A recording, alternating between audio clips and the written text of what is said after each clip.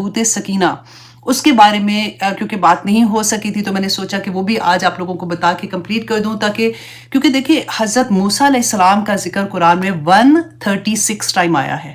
قرآن میں کتنی دفعہ ہے؟ 136 ٹائم. جبکہ حضرت آدم علیہ السلام کا ذکر جو ہے وہ 25 ٹائمز ہے بس قرآن میں. اور اس کا یہ مطلب نہیں ہے کہ کسی کی زیادہ اہمیت ہے کسی کی کم ہے، وہ واقعے کی وجہ سے، وہ بھی میں آپ کو بتاتی ہوں. اور رسول اللہ صلی اللہ علیہ وسلم کا نام جو محمد ہے وہ 4 دفعہ ہے، اور احمد جو ہے وہ 1 دفعہ ہے. تو یہ بنی اسرائیل کا واقعہ اتنی ڈیٹیل میں قرآن پاک میں کیوں ہے نا؟ سمجھتے بات ہے نا کہ کیا وجہ ہے کہ پورا قرآن جو ہے وہ یہ میں ذرا ٹھیک کر لوں.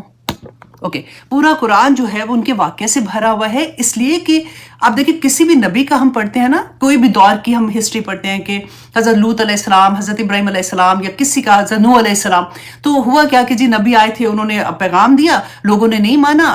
جن لوگوں نے مانا اللہ سبحانہ تعالیٰ نے ان کو نجات دی، اور جنہوں نے نہیں مانا ان پہ عذاب آ گیا، قوم ختم ہو گئی. تو ہم آج جو مسلمان ہیں، ہم رسول اللہ صلی اللہ علیہ وسلم کی امت ہے نا، تو اتنے سالوں میں ہم کدھر کھڑے ہیں؟ ہمیں ایگزامپلز کہاں سے ملیں گی؟ رائٹ؟ تو ہم تو آلریڈی مسلمان ہو گئے ہیں، تو ہماری ایگزامپل جو ہمیں ملیں گی وہ ہمیں بنی اسرائیل سے ملتی ہیں، کیونکہ ان کا زمانہ جب تک یہ ان کے اوپر نبی آئے، ان کے اوپر کتابیں تھی، جیسے ہمارے پاس نبی ہیں الحمدللہ، سارے نبیوں کو ہم اور رسولوں کو مانتے ہیں، ہم کتاب ہے ہمارے پاس قرآن پاک. تو پھر آج مسلمان کیوں پس رہا ہے؟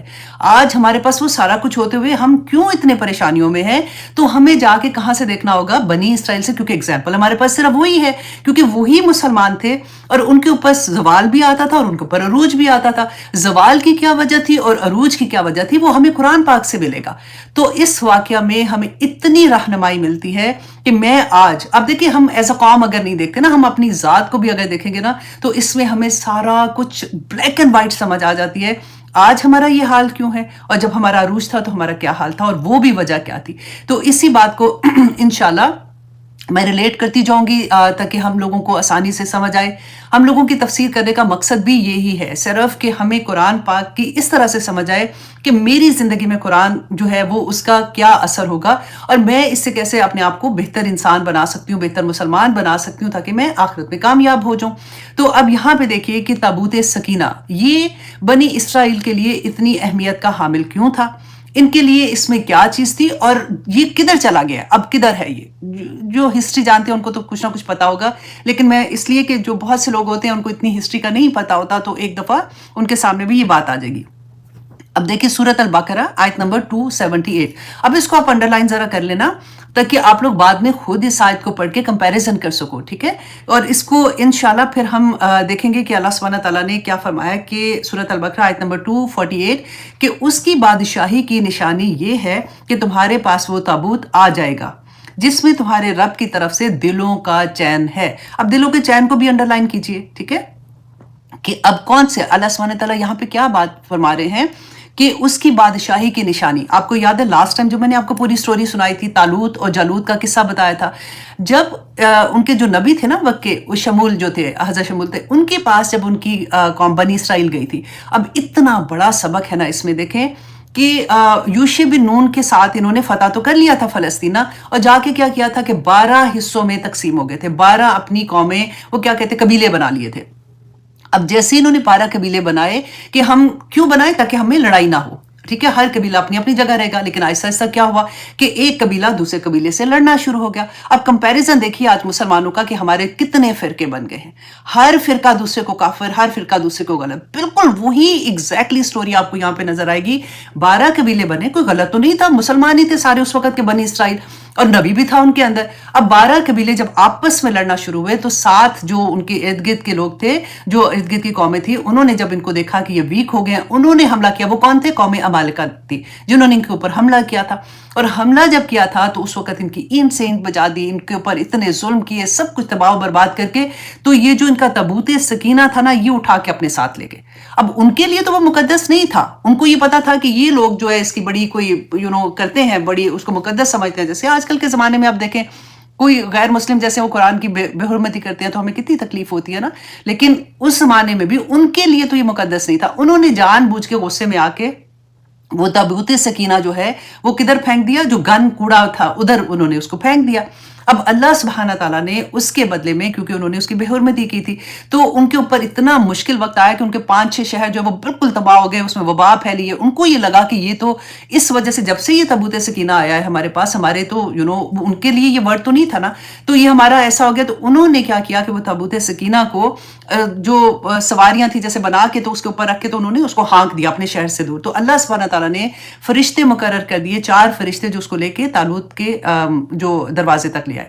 اب یہاں پہ یہی اللہ سبحانہ تعالیٰ فرما رہے ہیں کہ اچھا، کیونکہ یہ مانتے نہیں تھے تالوت کو. جب یہ حضرت شمول کے پاس گئے اور انہوں نے کہا کہ ہمارا اتنا برا حال ہے، آپ ہمارے لیے کوئی بادشاہ مقرر کر دیں جس کے ساتھ مل کے ہم سارے مل کے، ہم یہ چھوڑ دیتے ہیں جو ہم نے اپنے آپ کو بانٹ لیا 12 قبیلوں میں، ہم سب مل کے اب حملہ مطلب اپنے دشمنوں کے ساتھ مقابلہ کریں گے. ایک ہی وجہ ہے. اب دیکھیے اگر یہ سارے فرقے بند ہوں گے نا، لوگ کیا کہتے ہیں آپ دیکھیں، میں نے بڑے بڑے لوگوں کو یہ کہتے سنا کہ جب رسول اللہ نے کہا کہ اتنے فرقے بن گئے تو ہم کون ہوتے؟ رسول اللہ نے یہ نہیں کہا تھا کہ فرقے بناؤ، انہوں نے ایک وارننگ دی تھی کہ ایسا کرو گے تو تباہی ہوگی. اور ایک ہی فرقہ جو کامیاب ہوگا جس نے قرآن اور سنت کو پکڑا ہوگا. اب ہر فرقہ کہتا ہے کہ میں نے قرآن اور سنت کو پکڑا، قرآن اور سنت کو پکڑا ہوا ہے، تو پھر کدھر جائیں گے؟ اب دیکھیے کہ ان کو بھی یہاں سے میں کیا سبق ملتا ہے. انہوں نے کہا کہ ہم اکٹھے ہو کے حملہ کریں گے، تو حضرت شمول جو تھے انہوں نے تالوت کو ان کا بادشاہ مقرر کیا. انہوں نے کہا نہیں جی نہیں، یہ کیا مطلب ہے، یہ بادشاہ ہم نہیں ایکسیپٹ کرتے، یہ تو اتنا ہم سے کم ہے اور مال میں کم ہے تو شہرت میں کم ہے، یا جو بھی انہوں نے جس طرح کی بھی ان کی چیزیں تھی. تو اس پر انہوں نے کہا کہ اچھا اگر میں تمہیں ایک نشانی اللہ کی طرف سے بتاتا ہوں کہ یہ جو تابوت ہمارا چلا گیا ہے، گم ہو گیا ہے، یا وہ اٹھا کے لے گئے تھے، وہ اللہ سبحانہ تعالیٰ واپس لے آئیں گے تو تمہیں یقین ہو جائے گا. تو جب یہ تابوت واپس آ گیا تھا تو ان کو یقین ہو گیا. تو پھر ان کی سرکردگی میں یہ انہوں نے جنگ کی تھی، اور جب یہ جنگ کی تھی اور سامنے یہ جالوت آیا تھا تو یہ ڈر گئے تھے. تو وہاں پہ حضرت داؤد علیہ السلام اور سلیمان علیہ السلام کی کہانی شروع ہوتی ہے. اچھا، اب یہ کیونکہ ہم ابھی تابوت سکینہ کا پڑھ رہے ہیں، اب تابوت سکینہ واپس آ گیا، ان کو اتنا عروج ملا جس کو کہتے ہیں اپنے داؤد علیہ السلام اور سلیمان علیہ السلام کی تو پڑھی ہے نا ہسٹری، انشاءاللہ جہاں پہ آئے گی میں آپ کو اور بھی ڈیٹیل میں بتاؤں گی کہ پوری دنیا میں ان کی حکومت تھی. اللہ سبحانہ تعالیٰ نے ان کو نبوت بھی دی اور ان کو دنیا میں بادشاہت بھی عطا کی، اور بے شمار ان کو شہرت ملی اس میں. اب کیا تھا کہ آہستہ آہستہ ان کے اندر پھر سے وہی کمزوریاں آنی شروع ہو گئی، پھر سے ان کے اندر بدعمالیاں شروع ہو گئی. تو اللہ سبحانہ تعالیٰ نے ان بدعمالیوں کی وجہ سے ان کے اوپر بخت نصر کو مسلط کر دیا. آج آپ دیکھیں ایگزیکٹلی آج آپ دیکھیں انشاءاللہ، پہلے میں وہ سورت کی طرف آؤں گی، آیا کی طرف آؤں گی، پھر میں کمپیریزن کراتی ہوں. اب بخت نصر نے کیا کیا کہ وہ جو پورا شہر ہے ان کا حملہ کیا، اینٹ سینٹ بچا دی، وہی مار پیٹ کے کہتے کوئی ایک جگہ بھی نہیں بچی تھی، اور جو لوگ بچے تھے ان کو اپنے ساتھ وہ غلام بنا کے لے گیا تھا. کبھی پڑھ کے دیکھے گا بخت نصر کی ہسٹری، آپ کو پتہ چلے گا کہ ظلم کیا دنیا میں ہوتا ہے، وہاں سے آپ کو پتہ چلے گا کہ کیا کیا تھا. کہ کہتے وہ کھوپڑیاں جو تھی نا انسانوں کی، اس سے وہ محل تعمیر کروائے تھے اس نے کہ ان کے ساتھ یہ کرو. اور اس وقت سے یہ جو تابوت سکینہ ہے نا، یہ کہیں گم ہو گیا، جو آج تک نہیں ملا. اور یہود جو ہیں وہ آج بھی اس کی تلاش میں ہیں. وجہ کیا ہے کہ ان کو یہ پتا ہے کہ اگر ہمیں تابوت سکینہ مل گیا تو پھر ہم پوری دنیا پہ حکومت واپس سے کر سکیں گے. کیوں ایسے کہتے تھے؟ کیونکہ تابوت سکینہ جو ہے نا، یہ اللہ سبحانہ تعالیٰ کی طرف سے آدم علیہ السلام پر نازل ہوا تھا. آدم علیہ السلام کے بعد ان کے جو بیٹے شیث تھے، شیث تھا آخر میں نا، پہلے سین ہے شین ہے اور پھر اس کے بعد تھا ہے، تو اس لیے بولنا مشکل ہے. ان کے پاس تھا، ان کے پاس سے ہوتا یہ حضرت یعقوب علیہ السلام کے پاس آیا. حضرت یعقوب سے حضرت موسیٰ علیہ السلام، کیونکہ ہسٹری میں بتا چکی ہوں اس لیے میں آگے فارورڈ جا رہی ہوں. حضرت موسیٰ علیہ السلام جب وادی تیہ میں تھے نا، تو انہوں نے کیا کیا کہ ایک خیمہ بنایا جس میں وہ جو وادی تیہ میں لوگ تھے وہ عبادت کرتے تھے. اس خیمے میں انہوں نے ایک جگہ بنائی تھی، ایک چھوٹا سا پلیس تھی جہاں پہ انہوں نے یہ تابوت سکینہ رکھا تھا. حضرت داؤد علیہ السلام اور حضرت داؤد علیہ السلام اور ان کے بیٹے جو تھے حضرت سلیمان علیہ السلام، انہوں نے اسی جگہ پر ایک بیوٹیفل عمارت جیسے کہتے ہیں نا عبادت گاہ بنائی تھی. اور وہیں پہ انہوں نے ایک اور عمارت بنائی تھی جہاں پہ انہوں نے جس کمرے میں پھر انہوں نے اس عمارت کا ایک کمرہ بنایا تھا جس میں انہوں نے تابوت سکینہ رکھا تھا. اور اس کو وہ جو عمارت تھی نا اس کو وہ ہیکل کہتے ہیں، اور جہاں پہ جس کمرے میں انہوں نے یہ تابوت سکینہ رکھا تھا اس کو وہ القدوس کہتے تھے. اچھا، اب یہاں پہ کیا ہوتا تھا کہ جب بھی ان کے اوپر کوئی مشکل وقت آتا تھا تو یہ کیا کرتے تھے، اس تابوت سکینہ کو سامنے رکھتے تھے اور اللہ سبحانہ تعالیٰ سے اس کو وسیلہ بنا کے دعا کرتے تھے، کیونکہ اللہ سبحانہ تعالیٰ نے فرمایا کہ ان کے دلوں کا سکون ہے اس کے اندر، تو ان کو اس سے سکون ملتا تھا. اگر کوئی قوم جنگ کے لیے آتی تھی تو اس کو سامنے رکھ کے دعا کرتے تھے تو ان کو مطلب مضبوطی آ جاتی، بہادر ہو جاتے تھے کہ ان کو کسی سے پھر ڈر نہیں لگتا تھا. تو یہ اللہ کا کیونکہ ان سے وعدہ تھا. اب یہ تابوت سکینہ کیونکہ ان سے گم ہو گیا ہے تو آج تک وہ اسی کو ڈھونڈتے ہیں. ان میں سے ڈفرینٹ بھی ملتے ہیں ہسٹری جب آپ پڑھتے ہیں کہ ان کا یہ خیال ہے کہ یہ جو ابھی بیت المقدس جس کو کہتے ہیں اس کے اندر کہیں پہ وہ دفن ہو گیا کیونکہ بخت نصر جب گیا تھا نا وہاں سے فلسطین سے تو اس نے ایک ایک چیز کہتے وہ بنیادیں بھی اکھاڑ کے رکھتی تھیں کہ ان کو یہ بھی نہ پتہ چلے کہ کدھر کیا چیز بنی ہوئی ہے. تو اس لیے وہ سارا تو شہر ختم ہو گیا تھا. تو آئیے اب ہم واپس آتے ہیں کہ ان کے پاس تو حکم اللہ سبحانہ تعالیٰ نے فرمایا تھا نا کہ انی فضلتکم علی العالمین.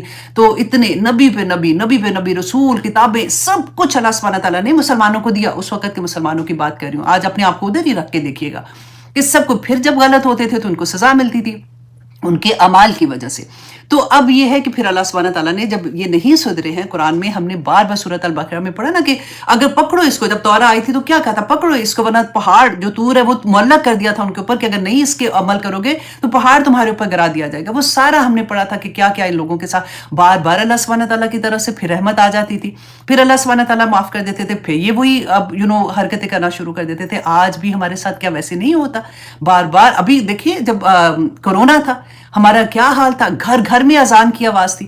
ہم نے کتنی معافیاں مانگی تھی. اپنے لو ونس کے جنازے پہ نہیں جا سکتے تھے. اپنے بچے جب آتے تھے ملنے کے لیے تو گاڑی میں کہتے تھے کہ اچھا شیشہ نیچے کر دو ہم باہر سے ملے. اپنی جان اتنی عزیز ہو گئی تھی کہ ان کی بھی کہ مطلب ان کو ہم سے نہ لگ جائے اور ہمیں ان سے نہ لگ جائے.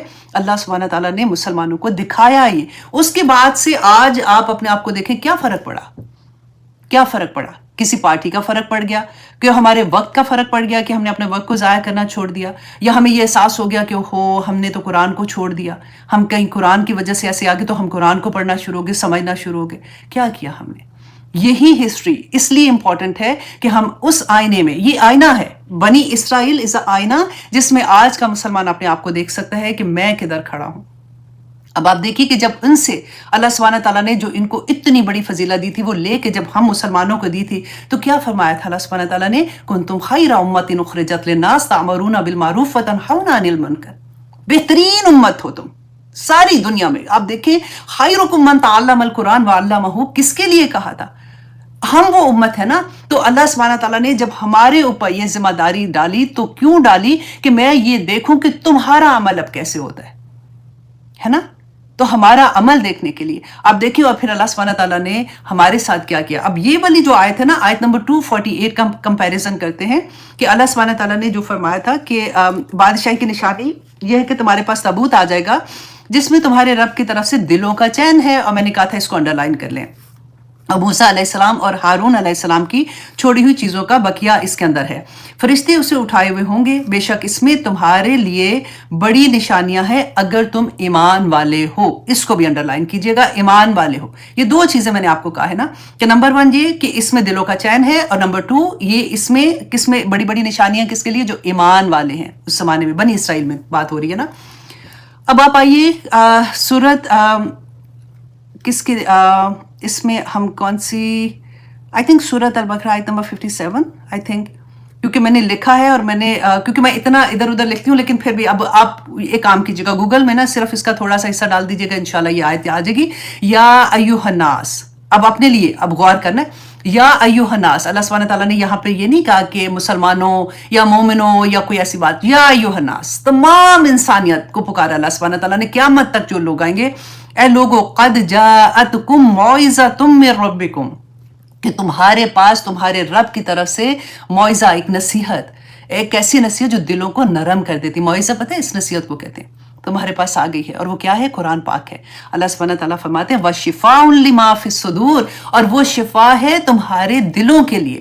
اور اس والی آیت میں جا کے دیکھیے گا کہ کیا ہے اللہ سبحانہ تعالیٰ نے فرمایا تھا کہ تمہارے رب کی طرف سے دلوں کا چین ہے. اور اس آیت میں اللہ سبحانہ تعالیٰ نے کیا فرمایا قرآن پاک کے لیے کہ یہ شفاء لما فی الصدور بالکل وہی بات نہیں لگ رہی ہے. اور پھر اللہ سبحانہ تعالیٰ نے فرمایا وَہُدًى وَرَحْمَةٌ لِّلْمُؤْمِنِينَ اور اس میں ہدایت ہے اور اس میں رحمت ہے للمؤمنین مومنوں کے لیے. شروع کا حصہ کیا تھا تمام انسانیت کو پکارا اور آخر میں کیا کہا کہ اس میں تمہیں ہدایت چاہیے نا اہدنا الصراط المستقیم مانتے ہو نا کہ وہ راستہ ہمیں دکھا دے یا رب العالمین جو جنت کی طرف جانے والا ہے. دنیا میں رحمتیں مانگتے ہو نا کہ یا اللہ بڑی پریشانی ہے، یا پاک پروردگار سمجھ نہیں آ رہی، اپنی رحمت نازل کر، ہمیں سمجھ آ جائے کہ ہماری زندگی کا مقصد کیا ہے. جب دعائیں مانگتے ہیں تو اللہ سبحانہ تعالیٰ نے فرمایا کہ ہدایت اور رحمت کس کے لیے؟ مومنین کے لیے ہے. اور اس آیت میں جا کے دیکھیے کہ اللہ سبحانہ تعالیٰ نے پھر وہ جو بنی اسرائیل ان کو کہا بے شک اس میں تمہارے لیے بڑی نشانی ہے اگر تم ایمان والے ہو. تو وہ تابوت سکینہ آج ہمارے پاس قرآن کی شکل میں ہے. اسی میں سکون ہے، اسی میں کامیابی ہے، دنیا میں عزتیں اس میں ہے، آخرت میں عزتیں اس میں ہے.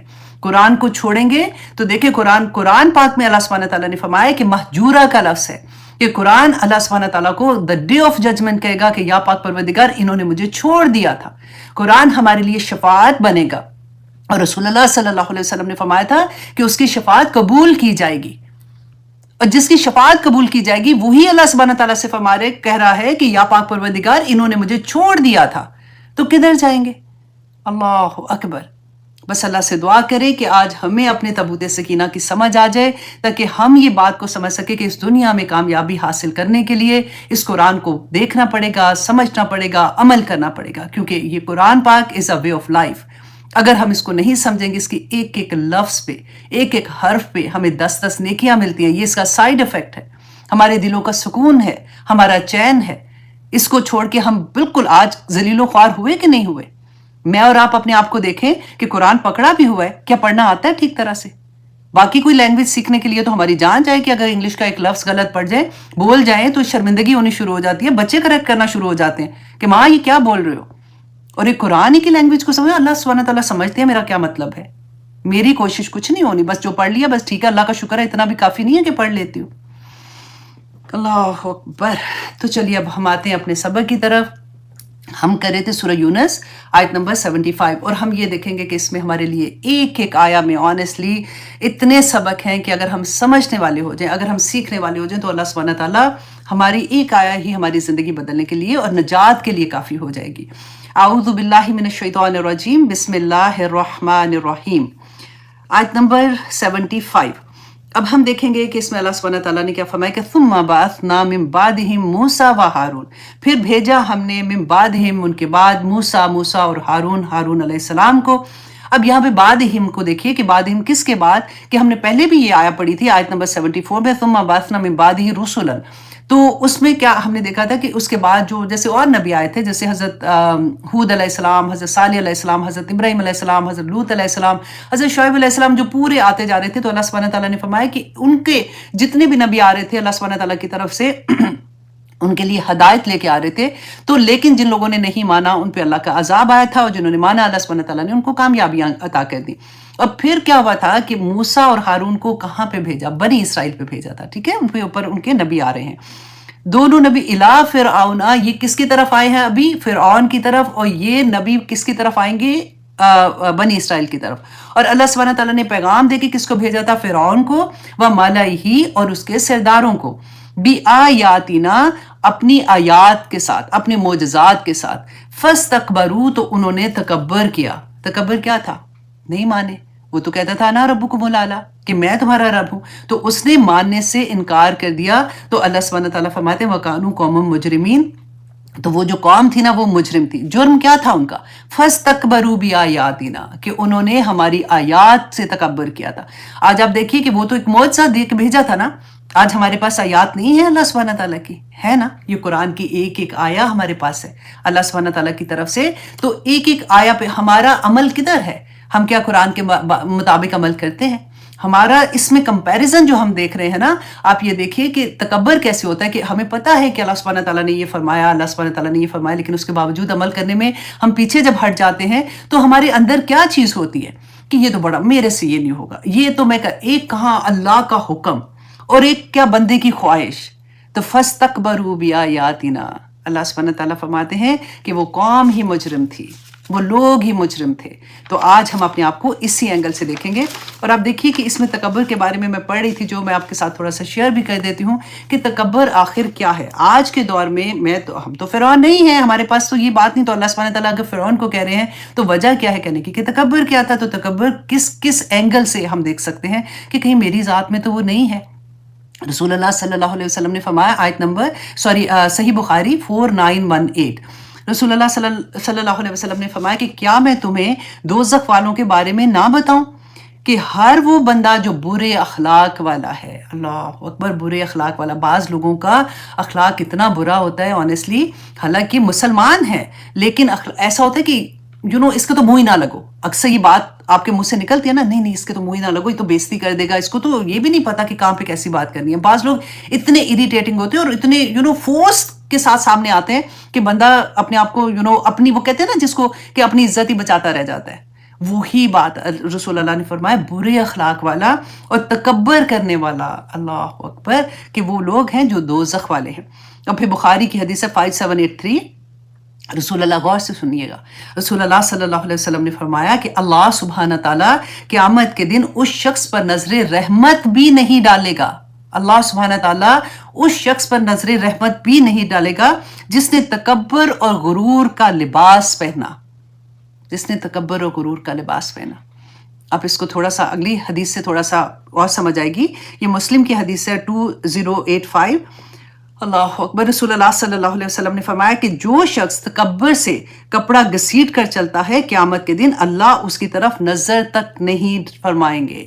کپڑا گھسیٹ کے چلتا ہے. آپ آج دیکھیے کہ اکثر کیا برائڈل کے ڈریسز میں آپ ذرا دیکھیے، اتنا لمبا برائڈل کا ڈریس پیچھے سے چلتا آتا ہے. اور یہ کیوں کرتے ہیں کہ ایسے کپڑے ہونے چاہیے کہ کسی اور کے ایسے نہ ہو.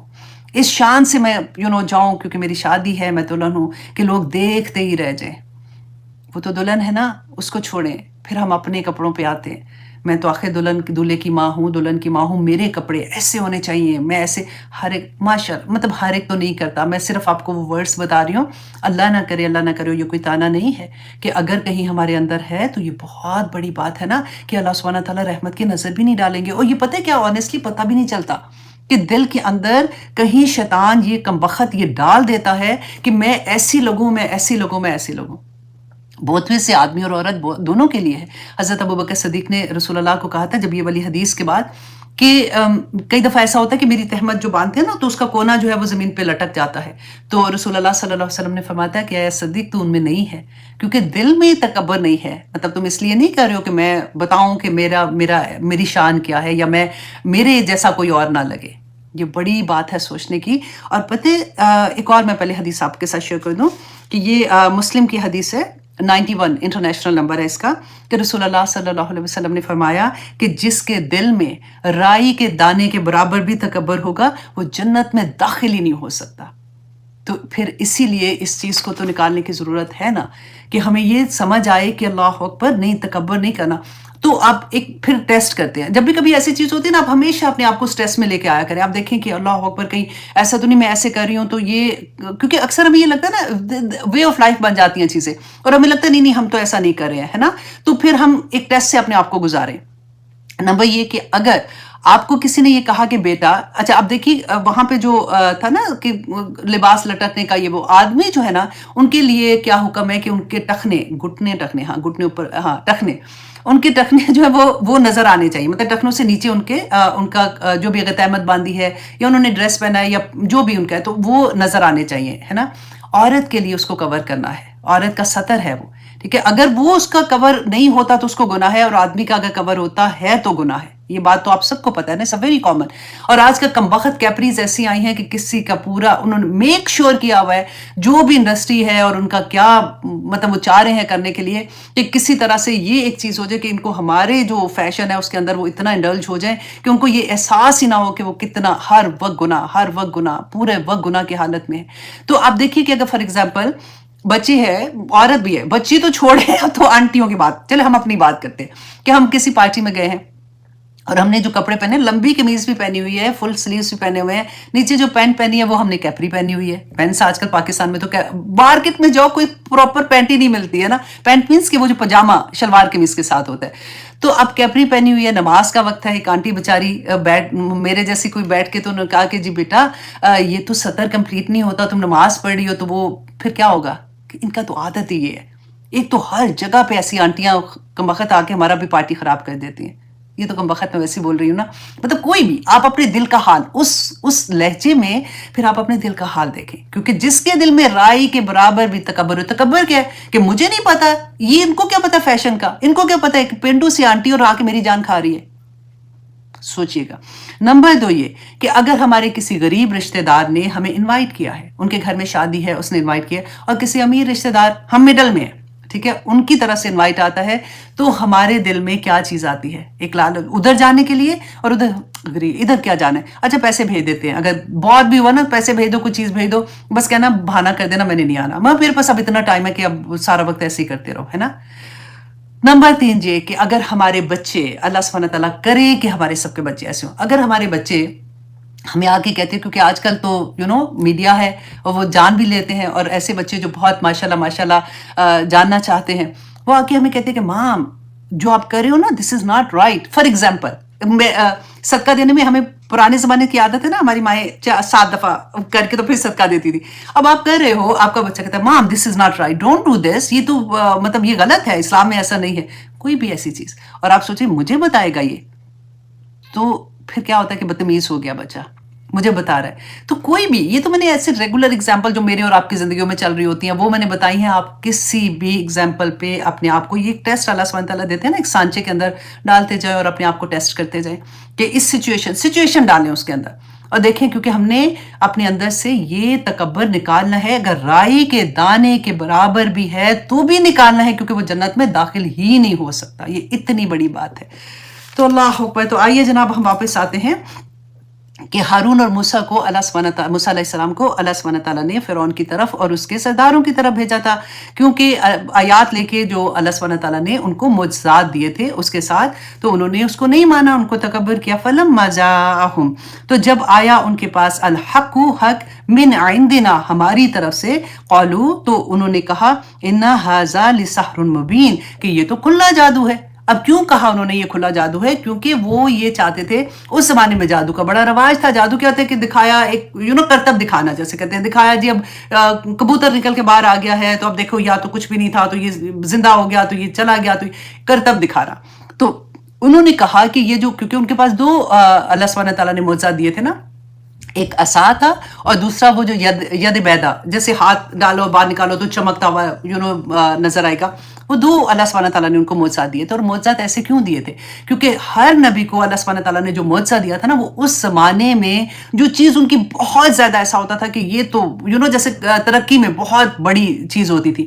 جیسے حضرت عیسیٰ علیہ السلام کے زمانے میں طب کا زمانہ تھا, لوگ بہت انہوں نے ترقی کر لی تھی, تو اللہ سبحانہ تعالیٰ نے اسی کو کاؤنٹر کرنے کے لیے معجزات دیے تھے. رسول اللہ صلی اللہ علیہ وسلم کے زمانے میں جو مشرکین مکہ تھے نا, مکہ کے لوگ, وہ دوسروں کو سمجھتے تھے جاہل ہیں یہ, کیونکہ وہ فصاحت و بلاغت میں کمال کا ان کو اس کے اندر تھا, کمال تھا ان کا, کہ اس کے مطابق پھر اللہ سبحانہ تعالیٰ نے قرآن کا معجزہ دیا کہ ایک آیت بھی لے کے, پہلے سورہ کی بات ہوتے ہوتے اللہ سبحانہ تعالیٰ نے کہا کہ آیت ہی لے آؤ اس کے مقابلے میں.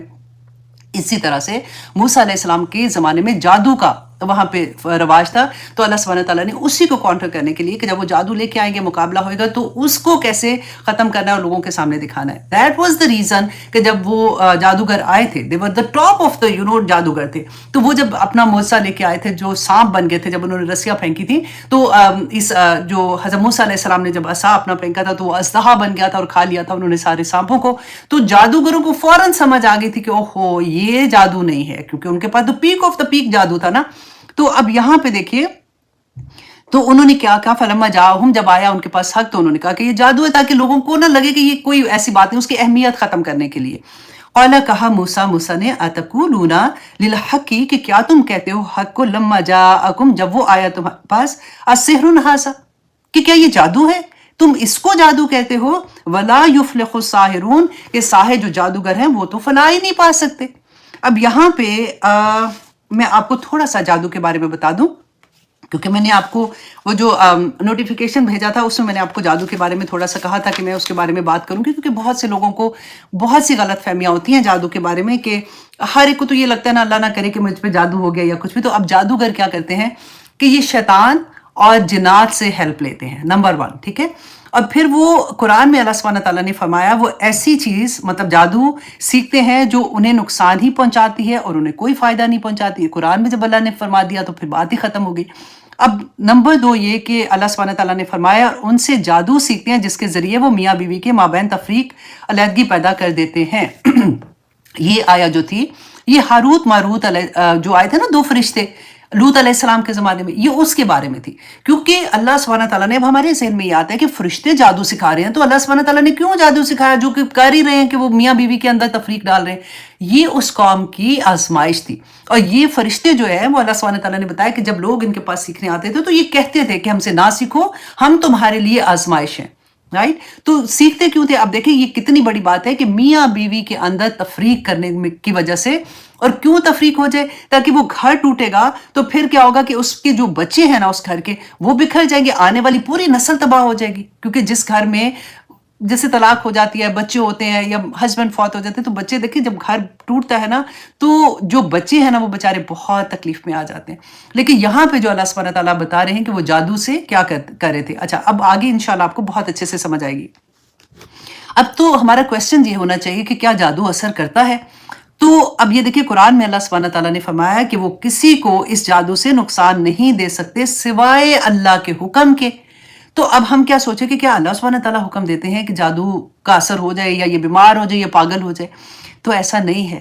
اللہ سبحانہ تعالیٰ نے رسول اللہ صلی اللہ علیہ وسلم نے فرمایا، ترمذی کی حدیث ہے، یہ بات جان لو کہ اگر ساری امت بھی تمہیں، اللہ سبحانہ تعالیٰ فرماتے ہیں کہ اگر ساری امت بھی تمہیں نقصان پہنچانے کے لیے اکٹھی ہو جائے تو وہ تمہیں نقصان نہیں پہنچا سکتی سوائے اس کے جو اللہ نے تمہارے مقدر میں لکھ دیا ہے. مقدر میں لکھ دیا ہے نا. تو مقدر میں اگر لکھا ہوا ہے تو آپ نے کتنی دفعہ میں نے آپ کو یہ پڑھایا نا کہ تقدیر جو ہے، ہماری دعا جو ہے نا وہ تقدیر سے لڑ پڑتی ہے. تو دعا کا ہتھیار تو اللہ نے دے دیا. اب دوسرا یہ کہ اللہ سبحانہ تعالیٰ نے فرما دیا نا کہ امت، پوری امت بھی جمع ہو جائے، سارے لوگ، سارے جادوگر، سارے کچھ اس میں آ جاتے ہیں نا. ہر کوئی اگر اکٹھا ہو کے تمہیں نقصان پہنچانا چاہے تو نقصان نہیں پہنچا سکتا. وجہ کیا ہے؟ یہ تو مسلمانوں کے لیے اتنی بڑی نعمت ہے کہ رسول اللہ صلی اللہ علیہ وسلم نے ہمیں بتا دیا کہ صبح شام کے اذکار جو ہیں وہ ہمیں ڈھانپ لیتے ہیں. اب دیکھیے وہ آپ کو یاد ہے نا، میں نے آپ کو ابو ہریرہ کا قصہ سنایا تھا کہ رسول اللہ نے ان کو جو مال غنیمت تھا اس کے اوپر انہوں کی حفاظت کے لیے رکھا تھا. اور آخر میں جو تھا کہ وہ جن آتا تھا تو اس نے کہا کہ اچھا تم مجھے چھوڑ دو، میں تمہیں ایک بات بتاتا ہوں کہ اگر تم آیت الکرسی پڑھو گے تو وہ پھر جنات تمہارا کوئی نقصان نہیں کر سکتے. تو جب بتایا رسول اللہ کو جا کے صلی اللہ علیہ وسلم کو تو انہوں نے کہا کہ کمبخت جھوٹا تھا لیکن بات سچی کہہ گیا. تو سارا کچھ تو ہمیں پتا ہے. رسول اللہ صلی اللہ علیہ وسلم نے فرمایا تھا کہ رات کو اور دن کو کیا کرنا، آیت الکرسی پڑھنی ہے، پھر معوذتین پڑھنی ہے، قل اعوذ برب الناس، قل اعوذ برب الفلق 3 دفعہ پڑھنی ہے، ہاتھ پہ اپنے ایسے پھونک مارنی ہے، اور پھر جہاں جہاں آپ کا ہاتھ جاتا ہے اپنے اپنے کر دینا ہے، پھیر دینا ہے. حضرت عائشہ رضی اللہ عنہ کا یاد ہے نا کہ آخری وقت میں جب رسول اللہ صلی اللہ علیہ وسلم بیمار تھے، بہت زیادہ وہ نہیں کر سک رہے تھے تو وہ کرتی تھی اور پھر ان سے پھونک کہتی تھی کہ آپ مار دیں، اور پھر وہ اپنی ہاتھ جو ہے وہ سارے پھیر دیتی تھی. اب میں اپنے یوزلی جب ہم ایسی باتیں پڑھتے ہیں تو ذرا تھوڑے سے ایسے ہوتے ہیں نا جو ماڈرن قسم کے اسلام کی طرف آتے ہیں تو مشکل کیا ہوتی ہے، اگر آپ ان کو بتاتے ہیں نا تو دے آر ویری انٹو کہ یہ غلط کام ہے، یہ نہیں کرنا، بدعت نہیں، یہ غلط ہے، وہ ایسے والی چیزیں ہوتی ہیں. الحمدللہ وچ از گڈ آلسو. اچھا، میں نے اپنے ہسبینڈ کو بتایا جب وہ، کیونکہ وہ صبح شام یہ پڑھتے تھے تو ایسے کیا پڑھتے ہو نا تو آپ اپنے ہاتھ پہ 3 دفعہ ایسے کر کے تو پھیر لیا کرو. ان کا کیوں پھونک کیوں مارنی ہے، کوئی اسلام میں اس کا نہیں ہے، میں پڑھ لیتا ہوں کافی. ایسے نہیں سننا ہے. دیکھیں میں پھر ان کو حدیث پوری جا کے دکھائی، پھر جا کے انہوں نے کہیں یقین کیا، وچ از ویری گڈ الحمدللہ. کہ ایسا نہیں کہ جو بھی کہہ دو یقین کر لیں. اسی لیے میں آپ کو نمبر بھی بتاتی ہوں، میں آپ کو سارا بتا رہی ہوتی ہوں. آپ انٹرنیٹ پہ بھی اگر جاتے ہیں آپ ایک لفظ بھی وہ لکھ لیتے ہیں تھوڑا سا شروع کا تو آپ کی پوری حدیث نکل آتی ہے. اور قرآن 360 آئی تھنک اس کا ایپ جو ہے امیزنگ ایپ ہے، اس میں بھی آپ کو بہت سی ہیلپ مل جاتی ہے، اسپیشلی جو اسٹوڈنٹ آف نالج ہیں ان کے لیے آسانی ہوتی ہے. اچھا جی، اب دوسرا آگے جا کے دیکھیے کہ جادوگر جو ہے اس کی خصلت کے بارے میں متفقن علیہ حدیث ہے. متفقن علیہ اس کو کہتے ہیں جو بخاری اور مسلم دونوں میں ہوتی ہے کہ رسول اللہ صلی اللہ علیہ وسلم نے فرمایا کہ شیطان اس جادوگر کاہن کی زبان پر جھوٹ چڑھا دیتا ہے اور وہ اس کے ساتھ مزید 100 جھوٹ ملا کر بکنا شروع ہو جاتا ہے. اور رسول اللہ صلی اللہ علیہ وسلم نے فرمایا تھا کہ جس نے جادو کیا اس نے شرک کیا. اچھا جی، اب یہاں پہ ایک اور سوچنے کی بات ہے کہ جادوگر کا وہ لوگوں سے شرک کیسے کرواتا ہے. اب دیکھیے ہمارے ارد گرد بھی آپ دیکھیں گے بہت سے لوگ ایسے ہوتے ہیں جو ہم پتہ ہے ویک کہاں پہ ہوتے ہیں، جب ہم کسی مشکل میں آ جاتے ہیں، اسپیشلی جب ہمارے لو ونس بہت بیمار ہوتے ہیں، ڈاکٹرز جواب دے دیتے ہیں، اس وقت آنیسٹلی ٹیسٹ کا وقت ہوتا ہے. وہ ٹیسٹ میں ہم آ کے کئی دفعہ بالکل فیل ہو جاتے ہیں. پھر ہمیں جہاں بھی امید لگتی ہے نا کہ کسی نے نیبر نے بتا دیا, کوئی پتہ لینے آیا تو اس نے بتا دیا کہ دیکھو تم پتہ ہے فلاں جگہ پہ جاؤ تو وہ ایسے کرتے ہیں, تو وہ یہ دم درود کرتے ہیں, وہ یہ دیتے ہیں, وہ یہ دیتے ہیں, اس سے یہ ٹھیک ہو جاتے ہیں, اور پھر وہ اس وقت اس طرح کی چیزوں میں مبتلا ہو جاتے ہیں. اب یہاں پہ دیکھیے کہ وہ کرتے کیا ہے جادوگر, کہ وہ اپنے پاس آنے والے لوگوں کو غیر اللہ کے نام جانور ذبح کرنے کا حکم دیتے ہیں, کیونکہ انہوں نے تو شیاطین کو خوش کرنا ہوتا ہے نا. اور وہ لوگوں کو وہم یہ ڈالتے ہیں کہ آنے والا جو بھی ان کے پاس ہوتا ہے نا, اس کے وہ بیماریاں اور اس کے حالات وہ جانتے ہیں, جو کہ وہ جنات سے ہیلپ لے کے وہ ان کو بتاتے ہیں. تو ان کو جو جاتا ہے نا اس کو ٹرسٹ ہو جاتا ہے کہ دیکھا ان کو کیسے پتا ہے کہ میں نے ایسے کیا, ان کو کیسے پتا ہے. اور وہ جب کچھ چیزیں میچ کرتی ہیں تو پھر وہ 100% ان پہ ٹرسٹ کرنا شروع کر دیتے ہیں اور اپنا ایمان بھی واپس ضائع کر کے آ جاتے ہیں. اب دیکھیے کہ ان کا کام کیا ہوتا ہے کہ میاں بیوی میں جھگڑا کرانا اور اولاد میں وہ کرنا, وہ میں نے آپ کو پہلے بھی بتایا.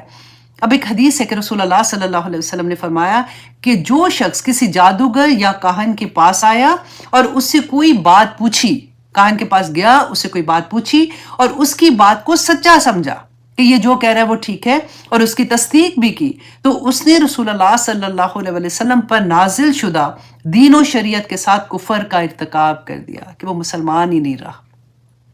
اور جادوگر کی سزا کیا ہے؟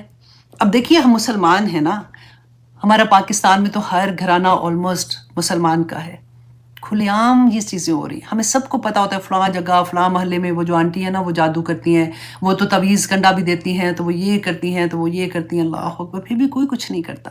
اب دیکھیے حضرت عمر رضی اللہ عنہ جو تھے, وہ کہتے ہیں کہ وہ میں آپ کو حضرت عمر کہا کہ جب وہ کسی گورنر کو بھیجتے تھے نا, تو حکم نامہ یہ جاری کرتے تھے کہ ہر جادوگر مرد اور عورت کو قتل کر دو. یہ حضرت عمر کے زمانے کی بات میں آپ کو بتا رہی ہوں, شریعت بنا دی تھی انہوں نے کہ جہاں بھی کوئی جادوگر مرد یا عورت نظر آئے اس کو قتل کر دو. مطلب یہ حکومت کا کام ہے نا, ایسا نہیں کہ ہر ایک جائے اور اس کو قتل کر دے جی میں نے اس لیے کیا ہے, مطلب کیونکہ وہ تو حکمران تھے. تو آج ہمارے حکمران دیکھ لینا کیا کیا کر رہے ہوتے ہیں.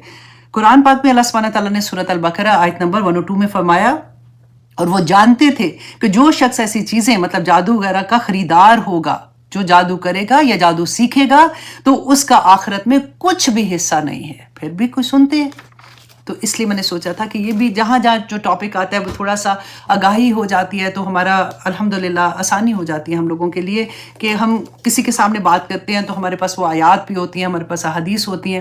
جب بھی ہم نے کسی کو کچھ بتانا ہوتا ہے تو سب سے بڑی بات ہے کہ قرآن کو سامنے رکھا کریں, وہ آیات کو سامنے رکھا کریں ان کے, کہ دیکھیں قرآن کی اس آیا میں یہ اللہ سبحانہ تعالیٰ نے فرمایا ہے, تو پتہ سننے والے پھر سن لیتے ہیں. اگر صرف ہم اپنی بات کرتے ہیں نا تو پھر مشکل ہو جاتا ہے. اچھا جی, اب آئیے آیت نمبر, کیا ٹائم ہوا ہے, 49, ہاں ابھی تھوڑا سا 10 منٹس ہیں.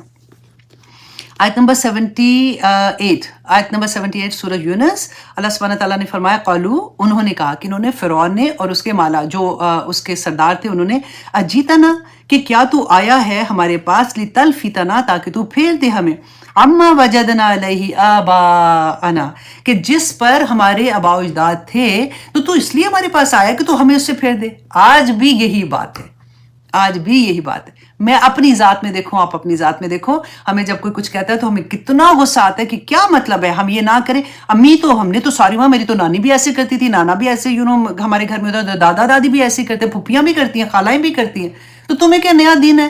وہ تو اتنے نیک تھے ماشاءاللہ, تہجد گزار بھی تھے, تو اگر ان کو نہیں پتا تھا تو تمہیں یہ نیا دین سکھانے آگے چلو جی, ایسے کہہ کے ہم بالکل ایسے کر دیتے ہیں. دیکھیں کہ پہلی امتوں نے بھی یہی کیا تھا. واللہ سٹیج وہی ہے, آدم علیہ السلام کے زمانے سے اب تک سٹیج وہی ہے, کردار بدل رہے ہیں, زمانہ وہی ہے, دن اور رات کا پھیر وہی ہے. کوئی دن لمبا زیادہ اور چھوٹا نہیں ہوا اس کے بعد, آدم علیہ السلام کے بعد وہی دن رات ہیں. انسان بدل رہے ہیں. ہم سوچتے اتنی ترقیاں کر کے ہم تو اتنے کامیاب ہو گئے, اور اب کیا یہ قرآن پاک پہ عمل کرنا تو بڑا مشکل ہے آج کل کے دور میں. ان کی ترقیاں دیکھیں جن کے اوپر عذاب آیا تھا. آپ دیکھیں فرعون کے زمانے میں جو ممی بناتے تھے نا, جو مر جاتا تھا اس کے اوپر وہ جو بھی چیزیں لگا کے اس کو سیو کرتے تھے, آج تک لوگوں کو نہیں پتا کہ وہ کیسے کرتے تھے. اس قوم کا پڑھے, وہ قوم عاد و سمود کا پڑھ کے دیکھیں کہ پہاڑوں میں 100 کمروں کے گھر جو بنے تھے, آج بھی نشانیاں ہیں. آج ہم بنا سکتے ہیں, ان کے پاس کون سی کرینیں تھی. ہم سمجھتے ہیں کہ ہم نے کر لیا ہے کچھ ایسے کہ اتنی ترقیاں چاند پہ پہنچ گئے. تو ہم تو قرآن تو اس زمانے, وہ تو وہ لوگ تھے ان کو تو عقل ہی کوئی نہیں تھی, ان کے لیے نازل ہوا تھا لما فی الصدور, ہدایت ہے اور رحمت ہے مومنین کے لیے. بھول جاتے ہیں، اس کو چھوڑیں گے تو کچھ بھی نہیں ہاتھ میں آئے گا، واللہ دنیا بھی جائے گی اور آخرت بھی جائے گی۔ اللہ سبحانہ تعالیٰ فرماتے ہیں یہی بات آپ دیکھیں، انہوں نے کہا کہ ہمارے آباء و اجداد سے جو ہم چلے آ رہے ہیں، جو ہم نے سیکھا ان سے یا جو بھی ہم کرتے ہیں، تو اس سے ہمیں پھیر دینا چاہتا ہے۔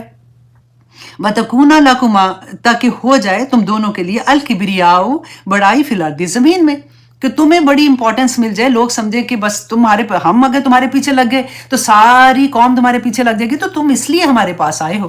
وَمَا نَحْنُ، اور نہیں ہے ہم، لَكُمَا بِمُؤْمِنِينَ، کہ ہم تم دونوں پر ایمان لانے والے نہیں ہیں۔ اب یہاں پہ آپ دیکھیے کہ رسول اللہ صلی اللہ علیہ وسلم جب قریشی مکہ کے پاس گئے تھے پیغام لے کے، تو انہوں نے بھی تو یہی کہا تھا کہ یہ کیا مطلب ہمارے جو آباء و اجداد کرتے آ رہے ہیں تو وہ کیا غلط تھے؟ ایگزیکٹلی سیم چیز اس وقت بھی ہوئی تھی کہ اگر ہم نے تمہیں مان لیا، تمہیں کیا چاہیے؟ تمہیں حکومت چاہیے، چلو ہم اس کا بھی پارٹ دے دیں گے، عورتیں چاہیے ہم تمہیں وہ بھی دے دیں گے، یہ چاہیے، مال چاہیے وہ بھی دے دیں گے، لیکن اس بات کو نہ کہو، اس بات کو چھوڑ دو کہ اللہ واحد ہے۔ کیونکہ مکہ کے دور میں تو تین ہی چیزیں تھی نا، توحید پہ کام ہو رہا تھا، رسالت پہ کام ہو رہا تھا اور آخرت پہ کام ہو رہا تھا، تو ان کو یہ تھا کہ یہ کسی طرح سے یہ کہنا بند کر دے۔ اور وجہ کیا تھی؟ کیونکہ اب ان کے جو دادا تھے اس کی وجہ سے وہ ان کو کچھ کہہ بھی نہیں سک رہے تھے۔ اور اللہ سبحانہ تعالیٰ نے دیکھیں نا، آج قرآن کو جب ہم سوچ کے پڑھتے ہیں نا، جب ہم اس کی تفسیر جاننے کی کوشش کرتے ہیں، تو ایسے لگتا ہے کہ اللہ سبحانہ تعالیٰ ہمارے منہ پہ آ کے ہمیں، وہ کہتے ہیں نا، بولنا بھی ڈر لگتا ہے کہ تھپڑ ہی پڑ رہے ہیں ہم لوگوں کو۔ تو آیت نمبر 79، اللہ سبحانہ تعالیٰ فرماتے ہیں وَقَالَ فِرْعَوْنُ، اور کہا فرعون نے، ایتونی، کہ لاؤ میرے پاس بِكُلِّ ساحر علیم، ہر جادوگر ماہر کو۔ وہ جو میں نے آپ کو بتایا نا کہ جب موسیٰ علیہ السلام آئے، ان کا یہ تو جادو ہے، اور پھر اس نے کیا کہا کہ نکارا پورے شہر میں یہ اناؤنس کر دو کہ جو بہت ماہر ہے، جس کو جادو کا مطلب ٹاپ علم ہے نا، اس کو تم چھانٹی کر کے کہ ان میں سے جو بھی جادوگر آتے ہیں ان کو تم لے کے آؤ تاکہ یہ مقابلہ کروائیں۔ اور جب جادوگر آئے اس کے پاس تو کیا کہا تھا کہ انہوں نے، کہ آگے جا کے انشاءاللہ ہم پڑھیں گے وہ بھی، کہ انہوں نے آتے ہی جو کہا تھا کہ پھر ہمارے لیے اس میں کیا ہے، ہمیں کیا انعام ملے گا۔ تو پھر انہوں نے کہا کہ تم اگر تم ہرا دیتے ہو اس کو، تو پھر تو تمہیں میں اپنے بہت مقرب لوگوں میں، جو آج سے محل کے اندر جو ہوتے ہیں نا، میں مقرب لوگوں میں تمہیں شامل کر لوں گا، مطلب ان کو انعام ملے گا، کیونکہ فری میں تو نہیں کہہ رہے تھے نا۔ تو اب ان کو اللہ سبحانہ تعالیٰ فرماتے ہیں آیت نمبر 80 میں، فَلَمَّا جَاءَ السَّحَرَةُ، اور جب آگے جادوگر، قَالَ، کہا، لَهُمْ، ان سے، موسیٰ نے، الْقُوا مَا أَنْتُمْ مُلْقُونَ، کہ اب تم ڈالو جو تم ڈالنے والے ہو۔ اب مزے کی بات یہ ہے کہ اللہ سبحانہ تعالیٰ نے جو یہاں پہ یہ کہا نا کہ موسیٰ علیہ السلام نے یہ کہا، اس سے پہلے کیا تھا، جب انہوں نے نکارا پورے شہر میں اناؤنس کرا دیا اب جادوگر آگے، تو انہوں نے دن بھی سلیکٹ کیا کہ جو وہ دن تھا جیسے ہمارا عید کا دن ہوتا ہے نا، اس طرح کا ایک دن تھا جس میں یہ سارے اکٹھے ہوتے تھے، پورے لوگ ایک جگہ پہ اکٹھے ہوتے تھے۔ تو انہوں نے، فرعون نے کہا کہ اس دن یہ مقابلہ ہوگا تاکہ سارے لوگوں کے سامنے ایک دفعہ پتہ چل جائے کہ موسیٰ جو ہے وہ جھوٹ بول رہا ہے۔ تو اب یہاں پہ انہوں نے وہ دن بھی مقرر کر لیا، اب جادوگر بھی آگے۔ اب سوچو سارے لوگ ذرا امیجن کریں کہ وہ دیکھ رہے ہیں۔ تو موسیٰ علیہ السلام نے سب سے پہلے جادوگروں کو کہا کہ تم ڈالو جو تم کرنا چاہتے ہو، تم جادو دکھاؤ جو کر رہے ہو۔ فَلَمَّا، پس جب القوا، انہوں نے ڈالا، قَالَ، کہا موسیٰ نے، مَا جِئْتُم بِهِ السِّحْرُ، کہ یہ جو تم لے کے آئے ہو چیزیں تو جادو ہے پورے کا پورا۔ ان اللہ سیبطلہ، اللہ سبحانہ تعالیٰ باطل کر دے گا ان قریب۔ ان اللہ، بے شک اللہ، لا یصلح عمل المفسدین، تو اللہ سبحانہ تعالیٰ مفسدوں کا عمل جو ہے اس کو نہیں سنوارتا۔ اب میں نے آپ کو جادو کا پورا پہلے سمجھا بھی دیا نا کہ اللہ سبحانہ تعالیٰ، دیکھیں جادو کا توڑ جادو سے نہیں ہوتا، جادو کا جو توڑ ہے وہ قرآن سے ہی ہوگا، اللہ سبحانہ تعالیٰ کی آیات سے ہی ہوگا، کیونکہ اللہ سبحانہ تعالیٰ نے فرمایا سیبطلہ، کہ باطل کر دے گا اللہ سبحانہ تعالیٰ ان قریب۔ غور سے اس کو بھی انڈر لائن کر لیں تاکہ آپ اس کی ڈیپتھ کو سمجھ سکیں کہ اللہ سبحانہ تعالیٰ ان کو نہیں سنوارتا ان کے کام جو مفسد ہوتے ہیں۔ وَيُحِقُّ اللَّهُ الْحَقَّ، کہ سچا ثابت کر دکھایا اللہ نے حق کو، بِكَلِمَاتِهِ، اپنی کلمات سے، اپنے معجزات سے، وَلَوْ كَرِهَ الْمُجْرِمُونَ، کہ اگرچہ مجرموں کو یہ بہت ناپسند ہو۔ اب یہاں پہ مجرم کس کو اللہ سبحانہ تعالیٰ فرماتے ہیں؟ وہی لوگ جنہوں نے فَاسْتَكْبَرُوا بِآيَاتِنَا، وہاں بھی ہم نے مجرم کا پڑھا تھا نا کہ وہ کون لوگ ہیں جو اللہ کی آیات کا انکار کرتے ہیں، تکبر کرتے ہیں، اللہ کی آیات پڑھ کے بھی عمل نہیں کرتے۔ ان کو لگتا ہے کہ نہیں، میں تو کہیں زیادہ سمجھدار ہوں، میری زندگی مجھے پتا ہے کیسے گزارنی ہے۔ اب اللہ سبحانہ تعالیٰ نے اتنی چھوٹی چھوٹی چیزوں پہ تھوڑی مجھے پکڑنے، اللہ سبحانہ تعالیٰ تو بڑے کوئی مصروف ہے نا کہ ہمیں چھوڑ دیں گے ایسے۔ اللہ اکبر، کیا ٹائم ہے جی، 2-3 منٹ رہ گئے ہیں۔ چلے اگلی آیت انشاءاللہ آئی ہوپ ہو جائے گی۔ आयत नंबर 83 अल्लाह सुब्हानहू तआला फरमाते हैं फमा आमना, तो बस बात मानी ली मूसा, मूसा की इल्ला मगर जुर्रियतुम मिन कौमिही, कि जुर्रियतुन मतलब कुछ चंद नौजवानों ने मिन कौमिही उसकी कौम से। अला क्यों?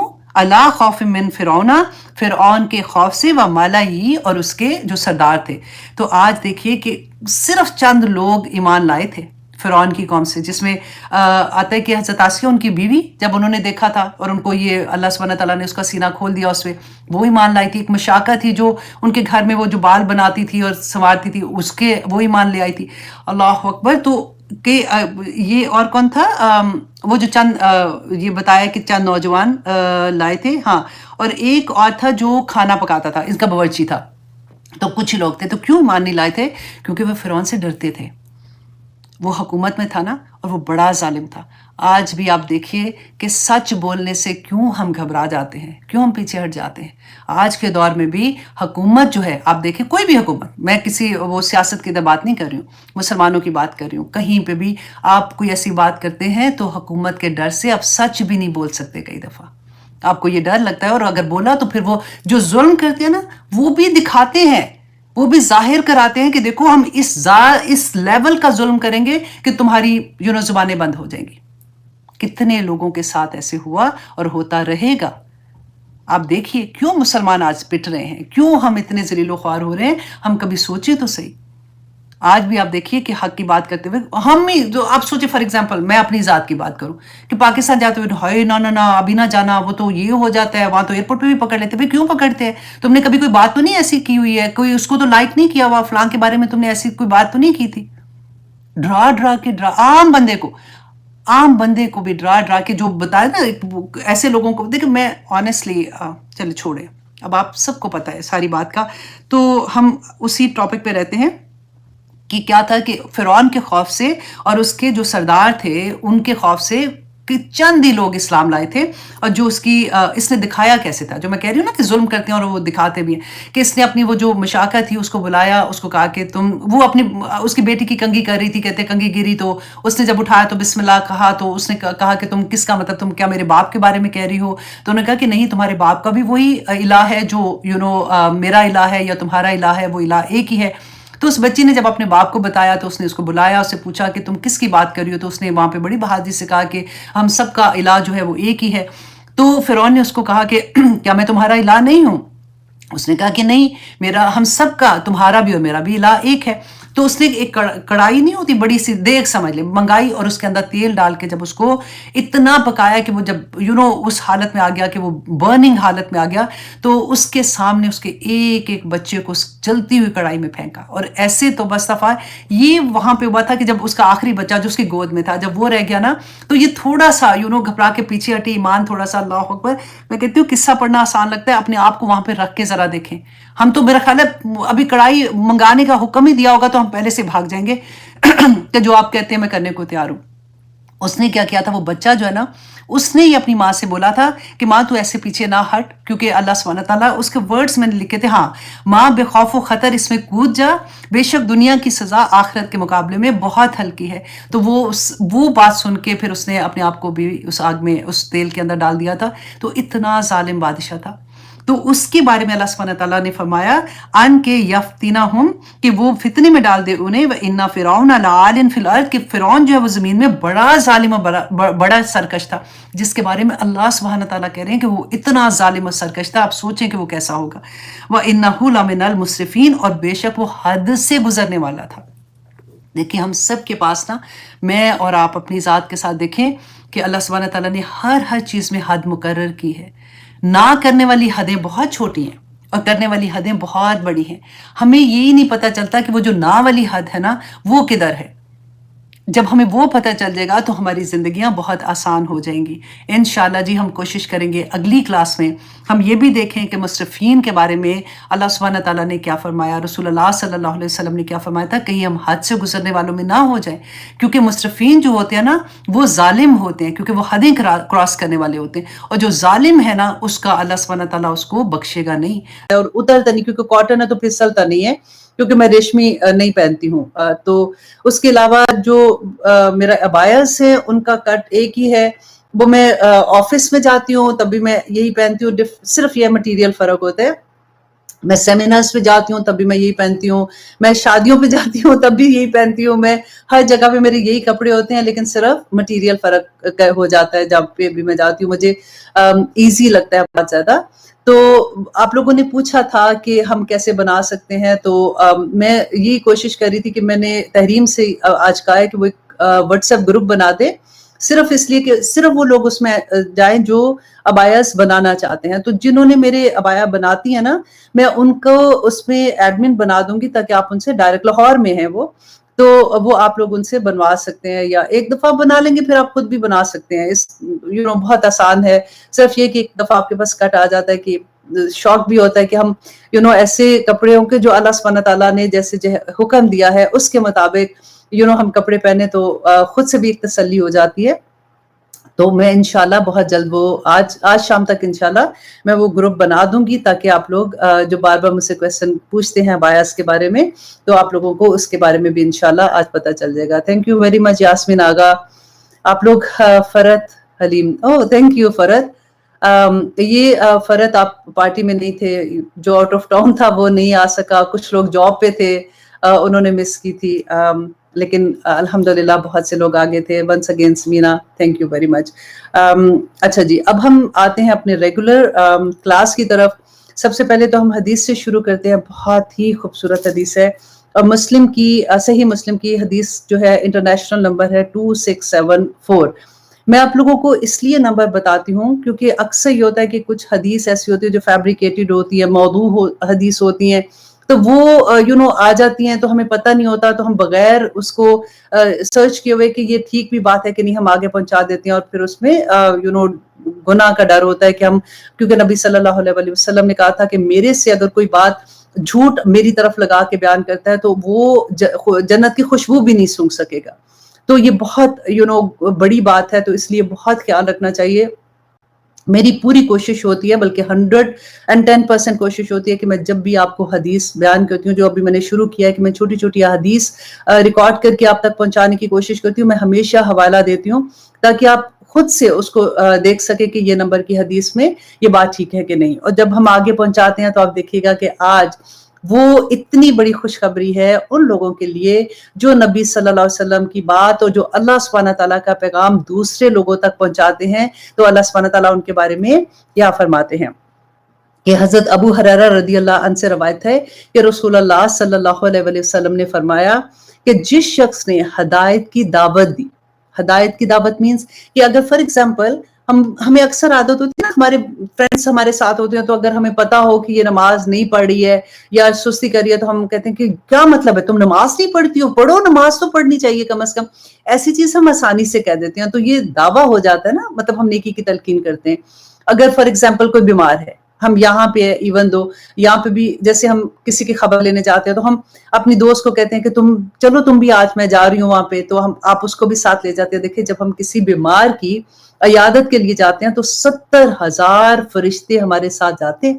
اگر آپ صبح کے ٹائم جاتے ہیں تو رات تک وہ 70,000 فرشتے ہمارے لیے مغفرت کی دعا کرتے ہیں، اور اگر ہم شام کے وقت جاتے ہیں تو صبح تک وہ ہمارے لیے مغفرت کی دعا کرتے ہیں جب ہم کسی کی عیادت کے لیے جاتے ہیں. تو دیکھیے کہ کتنی بڑی بات ہو جاتی ہے نا کہ جب ہم کسی کو نیکی کی تلقین کرتے ہیں. بالکل اسی طرح سے دیکھیں کہ اگر ہم کسی کو جیسے قرآن پڑھانا، اگر کوئی آپ کو کہتا ہے کہ مجھے قرآن نہیں آتا پڑھنا، آپ اس کو قرآن پاک پڑھاتے ہیں، ایک حرف پہ 10 نیکیاں. آپ سوچیں کہ جو پڑھ رہا ہوگا وہ تو سارا دن یاد بھی تو کرتا ہے نا، پھر بار بار ریپیٹ کرتا ہے، کتنی نیکیاں رائٹ اس کو جو مل رہی ہیں. اب یہاں پہ جو ہے کہ جس شخص نے ہدایت کی دعوت دی تو اسے اس ہدایت کی پیروی کرنے والے کے اجر کے برابر اجر ملے گا. الحمدللہ. اب دیکھیں آپ نے تو صرف کہہ دیا، it's just کہنے کی بات ہے رائٹ. آپ کو کوئی حدیث ملی تھی، آپ کو پتا ہے کہ یہ حدیث ٹھیک ہے، آپ نے اس کو اپنی فرینڈ کی طرف بھیج دیا، اس نے آگے بھیج دیا، جس نے بھی عمل کیا. اب دیکھیں صرف ایک نماز کا آپ اندازہ لگائیں کہ اگر ہم کسی کو کہتے ہیں اور وہ اٹھ کے نماز پڑھ لیتا ہے، ہمیں نبی صلی اللہ علیہ وسلم نے کیا بتایا تھا کہ ایک نماز سے دوسری نماز کے درمیان میں جتنے ہمارے چھوٹے گناہ ہوتے ہیں اللہ سبحانہ تعالیٰ معاف کر دیتے ہیں. اب اس کے معاف ہوئے تو ہمارے بھی تو معاف ہوں گے نا. اور ملٹی پلائی دیکھیں کہ ہم تو اپنی بھی تو پڑھ رہے ہیں نا کس طرح سے ملٹیپلائی ہوں گے اگر آپ جتنے لوگوں کو کہتے ہیں. اگر وہ وضو کرتی ہیں تو ہاتھ سے جب وہ دھوتی ہیں تو ان کے ہاتھ کے گناہ جھڑ جاتے ہیں. آنکھ جیسے فیس دھوتے ہیں تو ہمارے منہ کے گناہ, ہم کلی کرتے ہیں تو ہماری زبان تو اللہ ہی معاف کرے تو معاف کرے, وہ بھی گناہ جھڑ جاتے ہیں. جب اس کے جھڑتے ہیں تو ہمارے بھی تو ساتھ جھڑتے ہوں گے نا. تو دیکھیں کتنی بڑی خوشخبری ہے کہ جو عمل کرتا ہے, جو اس کو اجر ملتا ہے نا, اس کے برابر اس کی تلقین کرنے والے کو اس کا ثواب ملتا ہے, اور جو عمل کر رہا ہے نا اس کے ثواب میں کوئی کمی نہیں ہوتی ہے. الحمدللہ اس کو اس کا پورا ثواب ملتا ہے. بالکل ایسی آپ دیکھیے کہ جیسے کئی دفعہ ہوتا ہے نا کہ ہم جیسے قرآن پاک پڑھ رہے ہوتے ہیں یا ہم کوئی ایسی دعا کر رہے ہوتے ہیں تو ہم اس سال ثواب کے لیے ہم کہتے ہیں کہ جی ہم نے جو پڑھا ہم ان کو بخش دیا. بعض دفعہ دل میں آتا ہے کہ ہم نے تو اتنا پورا پڑھا تھا ان کو بخش دیا تو کیا پھر ہمارے لیے نہیں ہوگا, مطلب ہم تو خالی ہو گئے جیسے اس کو دے دیا. ہمارے ذہن میں یہ آتا ہے کہ جیسے ہمارے پاس پیسے ہیں, ہم نے وہ کسی کو دے دیا تو اب ہمارے پاس تو وہ پیسے نہیں رہے. لیکن ایسا نہیں ہوتا. اگر ہم کسی کو بخشتے ہیں تو آپ دیکھیے ان کو ثواب ملے گا لیکن اتنا ہی ثواب آپ کو بھی ملے گا, اور یہ بہت بڑی خوشخبری ہے. لیکن اس کے ساتھ ڈرنے والی بھی بات ہے کہ نبی صلی اللہ علیہ وسلم نے کہا کہ جس نے کسی کو گمراہی کی دعوت دی. اب گمراہی کیا ہو گیا؟ فار ایگزامپل کوئی بدعت سٹارٹ کر دی دین میں, کوئی نئی چیز اس نے بنا دی, خود ہی سے بنا دی.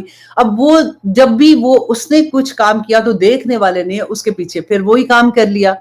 اللہ اکبر. اور دوسرا دیکھیے کہ کبھی ایسا ہوتا ہے نا کہ کوئی فیشن سٹارٹ کر دیا.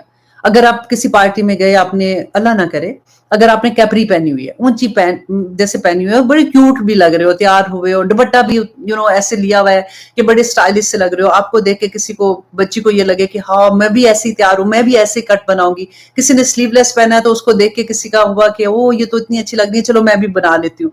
جتنے لوگ آپ کو فالو کریں گے ان کو جو گناہ ہوگا, ان کو تو ہوگا نا گناہ کیونکہ وہ تو غلط کام کریں, تو جتنے لوگوں کو گناہ ان کا اپنا گناہ ہوگا, آپ جو فالو کریں نا ان کا گناہ بھی ان کے سر کے اوپر ہوگا. اللہ اکبر, اللہ اکبر. اللہ سبحانہ تعالیٰ ہم پہ رحم کر دے. دیکھیں یہ کتنی چھوٹی چھوٹی چیزیں ہوتی ہیں. اگر کئی دفعہ ہمیں لگتا ہے کہ میں خود کر رہی ہوں, میں نے کسی کو تو نہیں کہہ رہی کرنے کو, لیکن جیسے ہوتا ہے نا کہ دعویٰ جب ہم دیتے ہیں تو اگر آپ کچھ نہیں بولتے, آپ باہر جاتے ہیں, آپ نے بالکل ویسے تیار ہے جیسے اللہ سبحانہ تعالیٰ کا حکم ہے, آپ پارٹیز میں ویسے جاتے ہیں تو آپ کو جو لوگ فالو کرتے ہیں تو آپ خاموش دعویٰ دے رہے ہوتے ہیں. تو اسی طرح سے جب آپ کوئی ایسا فیشن کرتے ہیں جو اللہ سبحانہ تعالیٰ کے احکامات کے اگینسٹ ہے, جو نبی صلی اللہ علیہ وسلم کی جو سنت کے اگینسٹ ہے, تو پھر اس کو جو فالو کرے گا تو آپ کو جتنے لوگوں نے آپ کو فالو کیا ہوگا ان کا گناہ بھی آپ کے سر پہ قیامت تک چلتا رہے گا. اللہ اکبر. اللہ سبحانہ تعالیٰ ہم سب پر اپنا رحم کرے. اب ایک اور حدیث میں آپ کے ساتھ شیئر کروں, یہ بھی بہت پیاری حدیث ہے کیونکہ ہم ہر دفعہ, ہم پورا دن تو ہم نماز میں الحمد پڑھتے ہیں نا, تو اس کے بارے میں تھا. یہ صحیح مسلم کی حدیث ہے, انٹرنیشنل نمبر ہے 395, اور مشکات المصابیح میں بھی اس کو بیان کیا گیا ہے. تو حضرت ابو ہریرہ روایت کرتے ہیں رضی اللہ عنہ کہ رسول اللہ صلی اللہ علیہ وسلم نے فرمایا کہ جو نماز پڑھے اور اس میں وہ الحمد نہ پڑھے تو اس کی نماز ناقص ہے. اور یہ نبی صلی اللہ علیہ وسلم نے 3 مرتبہ فرمایا کہ جو نماز پڑھے اور اس میں جیسے ہم قیام کرتے ہیں نا تو اس میں ہم نے الحمد پڑھنی ہوتی ہے, تو فار ایگزامپل بھول گئے نہیں پڑھی تو نبی صلی اللہ علیہ وسلم نے کہا کہ اس کی نماز ناقص ہے. تو حضرت ابو ہریرہ سے ان کے کچھ لوگوں نے پوچھا کہ ہم تو امام کے پیچھے نماز پڑھتے ہیں تو ہم کیا کریں؟ تو ابو ہریرہ نے کہا کہ دل میں پڑھا کرو, دل میں پڑھا کرو, کیونکہ میں نے نبی صلی اللہ علیہ وسلم کو یہ فرماتے ہوئے سنا تھا کہ اللہ پاک نے فرمایا ہے کہ میں نے نماز کو اپنے اور اپنے بندے کے درمیان آدھو آدھ بانٹ دیا ہے. یہاں پہ جو صلاۃ کا لفظ ہے نا وہ الحمد کے لیے آیا ہے. وہ کیوں کیسے آیا ہے, میں آگے جو حدیث پڑھوں گی نا تو آپ کو اس کی اچھے سے سمجھ آ جائے گی کہ کیسے آدھو آدھ بانٹ دیا ہے.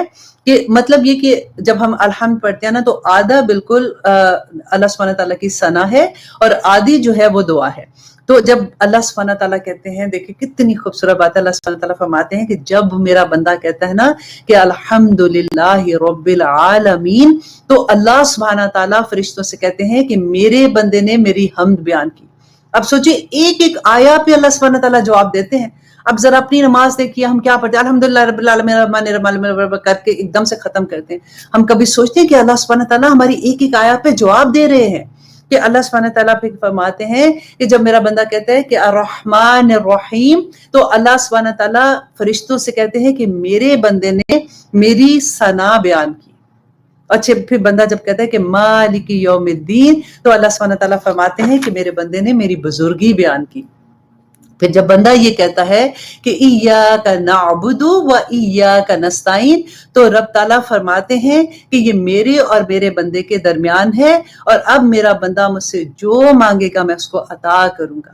اور پھر بندہ دیکھیں یہاں پہ آ کے آدھی بات ہو جاتی ہے نا کہ ہم ثنا بیان کرتی ہیں اور اس کے بعد اللہ سبحانہ تعالیٰ سے دعا کیا کرتے ہیں کہ اہدنا الصراط المستقیم صراط الذین انعمت علیہم غیر المغضوب علیہم ولا الضالین آمین. کہ ہم دعا کہتے ہیں کہ یا رب العالمین ہمیں سیدھے راستے کی ہدایت دے دے, ہمیں سیدھا راستہ دکھا دے, ان لوگوں کا راستہ جن پر آپ نے انعام کیا, اور ہمیں اس راستے پر مت چلائیے گا یا رب العالمین جن پر آپ کا غضب تھا اور جنہوں نے اپنی راہ گم کر دی تھی. اتنی پیاری دعا ہے. تو اللہ سبحانہ تعالیٰ فرماتے ہیں کہ میرے بندے کے لیے ہے اب وہ جو اس نے مانگا, مینس کہ اس کی دعا قبول ہو گئی. اور علماء, بہت سے علماء ایسے جب دعا کرتے ہیں تو وہ ہمیشہ الحمد ضرور پڑھتے تھے, کیونکہ الحمد کے بعد جو بھی آپ متعادی الحمد کے بعد جب ثنا کے بعد جتنی آپ دعا کرتے ہیں اللہ سبحانہ تعالیٰ کا وعدہ ہے کہ اللہ سبحانہ تعالیٰ پوری کریں گے. پھر آپ دیکھیے ہمارے دل میں یہ خیال آتا ہے نا, تو پھر بعض لوگ نماز پڑھتے ہیں پھر ان کو ہدایت کیوں نہیں مل رہی ہے. اللہ سبحانہ تعالیٰ کا تو وعدہ ہے, کیونکہ ہمیں سمجھ نہیں آتی کہ ہم نماز میں پڑھ کیا رہے ہیں. ہم الحمد کو کبھی سمجھ کے نہیں پڑھتے. اگر ہمیں اس کے میننگز کے احساس ہو کہ ہم پڑھ کیا رہے ہیں, اللہ سبحانہ تعالیٰ کے ثنا بیان کرتے ہوئے ہم کتنی جیسے ہوتا ہے نا کہ دل سے بیان کر رہے ہوتے ہیں, اس طرح سے آپ پڑھیں تو اللہ سبحانہ تعالیٰ قبول کریں گے, ضرور کریں گے. اللہ سبحانہ تعالیٰ کا وعدہ ہے. اور اب آگے دیکھیے کہ بہت خوبصورت انہی جو حدیث آج پڑھی ہے اسی کے اراؤنڈ آج کی آیات بھی چلیں گی, کہ ہم شروع میں پڑھے تھے سورۃ الانعام کی آیت نمبر 47 ہم کریں گے 49 آیا کریں گے یا الحمدللہ. ہم اب آپ لوگ جب بھی کلاس میں ہوتے ہیں آپ لوگ پلیز اپنے مصحف کھول لیا کیجئے تاکہ بہت آسانی ہوتی ہے. دیکھیں میری کوشش یہ ہوتی ہے کہ ہم ہر آیا کو ایسے سمجھیں کہ ایک آیا بھی آنیسٹلی ہمیں سمجھ آ گئی نا صحیح طرح سے, ہمارے اندر اتر گئی, تو ہماری زندگیاں بدل جائیں گی. ہم نے کوئی ریس تو لگانی نہیں کہ میں نے پورا قرآن ختم کر لیا, آج میں نے اتنی آیات ختم کر لی. ہماری کوشش یہ ہونی چاہیے کہ بس ہم جتنا پڑھ رہے ہیں, جتنا سیکھ رہے ہیں, اس کو ہم اپنی زندگی میں عمل میں کسی طرح سے لے آئیں. کیونکہ اللہ سبحانہ تعالیٰ دیکھیں جو ہمارا رب ہے, جو ہمارا مالک ہے, خالق ہے, مدبر ہے, اس نے جو حکم دیے ہیں, اگر ہمیں وہ احکامات ہیں اللہ سبحانہ تعالیٰ کی قرآن پاک میں, اگر ہمیں وہ سمجھ نہیں آئیں گے تو ہم اپنی زندگی میں اپلائی کیسے کریں گے؟ اور اگر ہم اپلائی نہیں کریں گے تو پھر تو اللہ سبحانہ تعالیٰ کا سارا جو انظار ہے وہ اس طرف ہماری چلی جاتی ہے.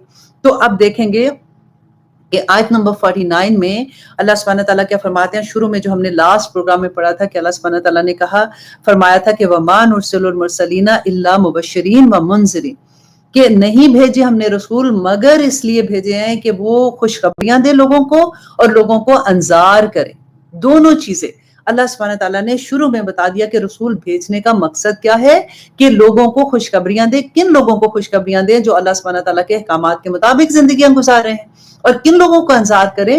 جو ابھی تک انتظار کریں کہ ابھی تو بڑی عمر پڑی ہوئی ہے, کر لیں گے, ابھی تو فن تو کر لیں, ابھی تو چھوٹی عمر ہے, بڑے ہوں گے تو دیکھی جائے گی, یا کل کر لیں گے. اور ہمیشہ یہ ہوتا ہے کہ آگے سے آگے بات لے جاتے ہیں. تو اللہ سبحانہ تعالیٰ اب یہاں پہ پھر ان لوگوں کے پھر دونوں گروپ کی بات ہوئی کہ جو اللہ سبحانہ تعالیٰ کے احکامات سن لیتے ہیں, ان کے بارے میں اللہ سبحانہ تعالیٰ کہتے ہیں کہ جو آمنوا وعملوا الصالحات, جو ایمان لائے اور انہوں نے نیک عمل کیے, ان کے لیے کیا ہوگا کہ فلا خوف علیہم ولا هم یحزنون, تو ان کو کوئی خوف نہیں ہوگا اور کوئی غمگین نہیں ہوں گے, کوئی ڈپریشن نہیں ہوگا, کوئی خوف نہیں ہوگا. میں نے آپ کو پہلے بھی یہ بات بتائی تھی کہ اللہ سبحانہ تعالیٰ ایسا نہیں ہے کہ آج ہم کہیں کہ جی آج سے میں نے اپنی زندگی بدل دی, میں پوری نمازیں بھی پڑھ رہی ہوں, میں ساری نیکی کا کام کر رہی ہوں, تو پھر میرے اوپر کوئی مشکل نہیں آئے گی. مشکلیں آتی ہیں, ہم انسان ہے نا, دنیا جو ہے وہ امتحان کی جگہ ہے. اللہ سبحانہ تعالیٰ نے دنیا میں جنتوں کے وعدے تو کیے نہیں, جنتوں میں بعد میں ملے گی جا کے, امتحان آئیں گے. لیکن جو مومن بن جاتا ہے نا, اللہ سبحانہ تعالیٰ اس کے لیے آسانیاں کر دیتے ہیں. ہمیں ان مشکلوں کو ڈیل کرنے کا طریقہ آ جاتا ہے، ہمیں وہ صبر آ جاتا ہے، ہمیں اللہ پہ توکل آ جاتا ہے، ہم ہر مشکل کو بڑے پازیٹیو طریقے سے لیتے ہیں کہ اس میں اللہ سبحانہ تعالیٰ کی کوئی بہتری ہوگی، اللہ سبحانہ تعالیٰ کی آزمائش ہے، میں آج صبر کروں گی تو اللہ مع الصابرین، تو اللہ تو صبر کرنے والوں کے ساتھ ہے، اور جس کے ساتھ اللہ سبحانہ تعالیٰ آ جائے اس کو اور کیا چاہیے؟ دنیا کی مصیبتیں تو کوئی معنی نہیں رکھتی ہیں، اتنی سی مصیبت ہوتی ہے، آخرت یہ دنیا جو ہے یہ تو آخرت کا شو کیس ہے، جیسے ہوتا ہے نا کہ سیمپل دنیا میں رکھے ہوتے ہیں، آپ کسی شاپ میں جاتے ہیں تو سیمپل پڑے ہوتے ہیں کہ اچھا یہ دیکھو یہ دیکھو یہ دیکھو، پھر آپ کو جو لینا ہوتا ہے تو باقی سارا شو روم تو پیچھے ہوتا ہے۔ دنیا اللہ سبحانہ تعالیٰ نے بالکل ایسی، ہر چیز اللہ کی آیات میں سے ہے، اللہ کی نشانیوں میں سے ہے، خوشیاں بھی اللہ کی نشانیاں، غمیاں بھی اللہ کی نشانیاں۔ آپ نے لاسٹ پروگرام میں ہم نے پڑھا تھا نا، لاسٹ کلاس میں، کہ اللہ سبحانہ تعالیٰ کی طرف سے آزمائش آتی ہے تو جب فقر آتا ہے، غریبی آتی ہے، آزمائش آتی ہے تو وہ بھی اللہ کی آزمائش ہے، لیکن پھر اللہ سبحانہ تعالیٰ سارے دروازے کھول دیتے ہیں رحمتوں کے، وہ بھی آزمائش ہوتی ہے۔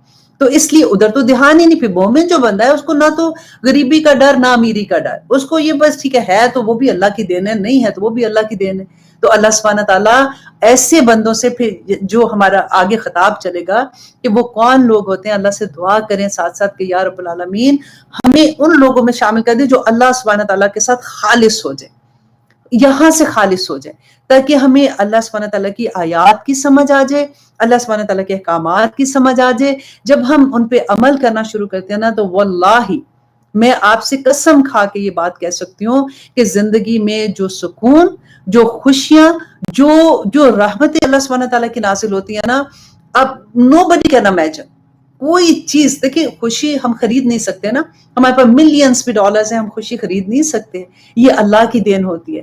اگر آپ کے پاس کچھ بھی نہیں ہو نا فار ایگزامپل، پھر بھی وہ جو خوشی اندر والی چیز ہے نا، یہ اللہ کی نعمت ہوتی ہے۔ اللہ سبحانہ تعالیٰ اپنے بندوں کو کبھی اکیلا نہیں چھوڑتے۔ تو یہاں پہ جو اللہ سبحانہ تعالیٰ نے بتایا کہ جو آمنو وعملوا الصالحات، جنہوں نے نیک کام کیے اور ایمان لے آئے تھے، ان کے لیے کوئی خوف نہیں ہے اس دنیا میں، اور ان کے لیے کوئی حزن بھی نہیں، کوئی غم نہیں ہے ان کے لیے۔ والذین، اور وہ جنہوں نے کذبوا، جنہوں نے جھٹلایا، بآیاتنا، ہماری آیات کو، وہ لوگ جنہوں نے ہماری آیات کو جھٹلایا، یمسہم العذاب، تو ان کو چھوئے گا عذاب۔ اب یہاں پہ سب سے پہلے تو دیکھیں کہ کون لوگ ہیں جنہوں نے اللہ سبحانہ تعالیٰ کی آیات کو جھٹلایا۔ دیکھیں جھٹلانا دو طرح کا ہوگا، ایک وہ جھٹلانا ہوتا ہے کہ جیسے جو کافر ہیں وہ تو مانتے ہی نہیں نا اللہ سبحانہ تعالیٰ، وہ سیدھا سیدھا کہہ دیتے ہیں نہ انہوں نے نبی صلی اللہ علیہ وسلم کی، یہ مشرکین مکہ کی بات کر رہی ہوں کہ جب اسلام آ رہا تھا، کیونکہ یہ آیا جو ہے یہ کب کی ہے کہ جب نبی صلی اللہ علیہ وسلم مدینہ میں ہجرت کرنے سے ایک سال پہلے، جو آخری مکہ کا دور تھا نا، یہ اس دور کی آیا ہے، سورہ ہے۔ تو اس میں اللہ سبحانہ تعالیٰ، جو مشرکین مکہ انہوں نے تو صاف انکار کر دیا، نبی صلی اللہ علیہ وسلم کی دعوت کو قبول نہیں کیا، نبی صلی اللہ علیہ وسلم کو آخری نبی نہیں مانا، اور اس کے بعد آپ دیکھیں قرآن کو نہیں مانا کہ یہ اللہ سبحانہ تعالیٰ کی کتاب ہے۔ تو وہ جنہوں نے نہیں مانا ان کو آپ ایک سائڈ پہ کریں۔ اب نہ ماننا دو طرح کا ہوتا ہے، ایک یہ کہ مانا نہیں، دوسرا وہ کہ مانا، پتا ہے کہ یہ اللہ کی کتاب ہے لیکن عمل کوئی نہیں کیا، پتا ہے کہ اللہ کے احکامات ہے لیکن اس پہ عمل کرتے ہوئے بس ٹھیک ہے پتا ہے، اگر بحث کریں تو ہم ایسی بحث کریں گے کہ کوئی کیا ہم سے بحث کرے گا، لیکن جہاں پہ عمل کی باری آتی ہے وہاں پہ ہم کمزور پڑ جاتے ہیں۔ تو اللہ سبحانہ تعالیٰ یہاں پہ جو کہتے ہیں نا وَالَّذِينَ كَذَّبُوا بِآيَاتِنَا، کہ آیات کون سی؟ ایک قرآن کی آیات، اور اس کے علاوہ آپ دیکھیں پوری کائنات اللہ کی نشانیوں سے بھری ہوئی ہے، ہمارا پورا اپنا جسم، ہمارے جوارے سے لے کے ہمارا اندر باہر، آپ دیکھیں ہر چیز اللہ سبحانہ تعالیٰ کی آیات ہیں۔ کہ وہ لوگ جو اللہ کی آیات کو جھٹلاتے ہیں ان کو عذاب ملے گا، ان کو عذاب پہنچے گا۔ یہ اللہ سبحانہ تعالیٰ کی، اللہ اکبر، یہ اتنا مجھے ڈر لگ رہا تھا یہ لفظ کی انٹینسٹی دیکھیں آپ، کہ اللہ سبحانہ تعالیٰ نے صاف بتا دیا۔ ہم کہتے ہیں نا کہ کدھر لکھا ہوا ہے، کوئی بات نہیں، ایسی باتیں نہیں ہیں، دیکھیے اللہ سبحانہ تعالیٰ نے کہا ہے کہ اگر تم نہیں مانو گے، جھٹلاؤ گے، جھٹلانا ہی تو ہوتا ہے کہ اب دیکھیے فار ایگزامپل آپ ایک جگہ پہ بیٹھے ہوئے ہیں، آپ کی مدر ہیں فار ایگزامپل، وہ آپ ہی ماں ہیں فار ایگزامپل، آپ بچے کو کہہ رہی ہیں کہ بیٹا مجھے پانی دینا، بیٹا مجھے پانی دینا، اور بچہ سن ہی نہیں رہا، اور پھر آپ اس کو کہتے ہیں وہ آپ کی بات ہی نہیں سن رہا، وہ لگا ہوا اپنے دوستوں سے بات کرنے، تو آپ کو غصہ آئے گا نا اس کے اوپر۔ تو بالکل وہی بات ہے۔ اور ایک اور میں آپ کو یہاں پہ ایگزامپل بھی دے دوں، کہ یوزلی ایسے ہوتا ہے کہ ہم قرآن ہماری زندگیوں میں ہے، ہم پڑھتے ہیں نا. ابھی رمضان گزرا، ہم نے کتنے کتنے قرآن ختم کیے. ہمیں پتا تھا کہ اللہ سبحانہ تعالیٰ جن کو آنیسٹلی بہت سے لوگ ہیں، میں ان کی بات نہیں کر رہی ہوں، جن کو پتا ہے ان کی زندگی اسلام کے مطابق ہے. میں اپنی بات اپنی طرح سے بات کر رہی ہوں کہ جیسے ہم قرآن کو ناظرہ قرآن کی طرح پڑھتے ہیں، لیکن ہمیں پتہ ہی نہیں ہوتا کہ اللہ سبحانہ تعالیٰ کے کیا احکامات ہیں. فار ایگزامپل آپ دیکھیے کہ مجھے یاد ہے کہ میرے بچے بہت چھوٹے تھے، بہت چھوٹے، جیسے نیا نیا بولنا سیکھتا نا بچہ، اس طرح والی سچویشن تھی. جب میں پاکستان گئی تو وہاں پہ سب سے ایک اچھی بات کیا لگتی ہے کہ آپ کو نوکر آسانی سے مل جاتے ہیں. یہاں تو بچوں کو خود ہی نوکر بنے ہوتے ہیں نا بیسیکلی. تو وہاں پہ جا کے ایک فوراً ہی امی نے ایک عورت کو رکھ دیا جو بچوں کو دیکھتی تھی. اسپیشلی جب ہم شاپنگ کے لیے جاتے ہیں تو اتنا مزہ آتا ہے کہ بچے ساتھ کوئی نہیں تو بچوں کو ساتھ لے کے جاؤ تو وہی مصیبت آئی ہوتی ہے نا، سارا وقت انہیں کو دیکھ رہے ہوتے ہیں. تو ان کو چھوڑ کے ہم لوگ شاپنگ کے لیے گئے تو 2 گھنٹے یا 3 گھنٹے لگے ہوں گے. جب میں واپس آئی تو جو وہ رکھی ہوئی تھی عورت ان کے لیے، تو وہ اس نے مجھے کہا کہ باجی اس وقت سے یہ بچہ جو ہے نا مجھ سے کہہ رہا ہے بنا دو بنا دو، میں کیا بناؤں اس کے لیے، مجھے نہیں سمجھ آ رہی. تو میں نے پوچھا، میں نے کہا بیٹا کہ آپ کو کیا چاہیے، کیونکہ بچے تھے ابھی چھوٹا چھوٹا بول رہے تھے. تو کہا مام آئی وانٹ بنانا. تو میں نے کہا وہ کیلا مانگ رہا ہے. تو وہ بنانا سے سمجھی کہ کہہ رہا ہے کہ کچھ بنا دو، پر باجی میں کیا بنا کے دوں، مجھے سمجھ ہی نہیں آ رہی. تو مجھے اتنی سی، میں ہمیشہ یہ بات نا میں ادھر سوچتی ہوں کہ دیکھیں اس کو نہیں سمجھ آئی نا. تو کہتی، جب میں نے اس کو کہا کہ بھئی وہ کیلا مانگ رہا تھا، تو کہتی ہے باجی تے سیدھی طرح کہی نا کہ کیلا چاہیے تو میں انہوں دے دیں دی. تو بالکل وہی بات ہے کہ ہمیں نہیں سمجھ آتی کہ اس قرآن میں کیا لکھا ہے. اب تو دیکھیں اللہ کا لاکھوں شکر کہ ہر زبان میں قرآن کا ترجمہ ہے. ہمارے پاس کوئی بہانہ نہیں ہے، ہمارے پاس کوئی ایسی چیز نہیں کہ ہم کہیں کہ ہمیں سمجھ نہیں آ رہی. اگر ہم چاہیں گے تو ہم آرام سے سمجھ سکتے ہیں. اور قرآن کی آیات بینہ ہے، بینہ آیات ہیں. کوئی دیکھیے اب کوئی اس میں کوئی لگ رہی ہے کہ ایسی بات کہ مجھے تو سمجھ نہیں ہے کہ اللہ سبحانہ تعالیٰ نے کہا جو میری آیات کو جھٹلائے گا تو اس کو چھوئے گا عذاب، کہ اس کو عذاب تو پہنچے گا. بما کانو، یہ کیوں پہنچے گا؟ ہوتا ہے کہ یا اللہ سبحانہ تعالیٰ کیوں عذاب دیں گے؟ تو اللہ سبحانہ تعالیٰ کہتے ہیں بما کانو یفسقون، اس وجہ سے کہ وہ نافرمانی کرتے ہیں. نافرمان جو ہوگا اس کو عذاب پہنچے گا. یہ بات ہے اللہ سبحانہ تعالیٰ جو یہاں پہ کہہ رہے ہیں. دیکھیے کہ فاسق کی اگزامپل میں آپ کو دیتی ہوں. جب ہم سورۃ بقرہ شروع میں پڑھتے ہیں نا، شروع سے آپ دیکھیں اللہ سبحانہ تعالیٰ نے صاف بتا دیا کہ کس طرح کے لوگ ہوں گے دنیا میں. ایک نمبر 1 اللہ سبحانہ تعالیٰ نے کہا ذالک الکتاب لا ریب فیہ ھدی للمتقین، کہ اس کتاب میں کوئی شک نہیں ہے، اس میں ہدایت کس کے لیے؟ متقیوں کے لیے. ٹھیک ہے. اس کے بعد اللہ سبحانہ تعالیٰ نے کہا ذالک الکتاب لا ریب فیہ ھدی للمتقین الذین یؤمنون بالغیب ویقیمون الصلاۃ ومما، وہ پھر پوری آیات ہے کہ اللہ سبحانہ تعالیٰ نے کہا کہ صرف متقیوں کے لیے اس کے اندر ہدایت ہے. اور پھر کویسچن آتا ہے کہ اچھا اگر متقیوں کے لیے ہے تو پھر کیا میں متقی ہوں کہ نہیں؟ تو پھر اللہ سبحانہ تعالیٰ نے نیچے پوری ڈیٹیل دے دی کہ متقی کون لوگ ہیں. یہ جو کرنے والے ہیں نا یہ متقی ہیں.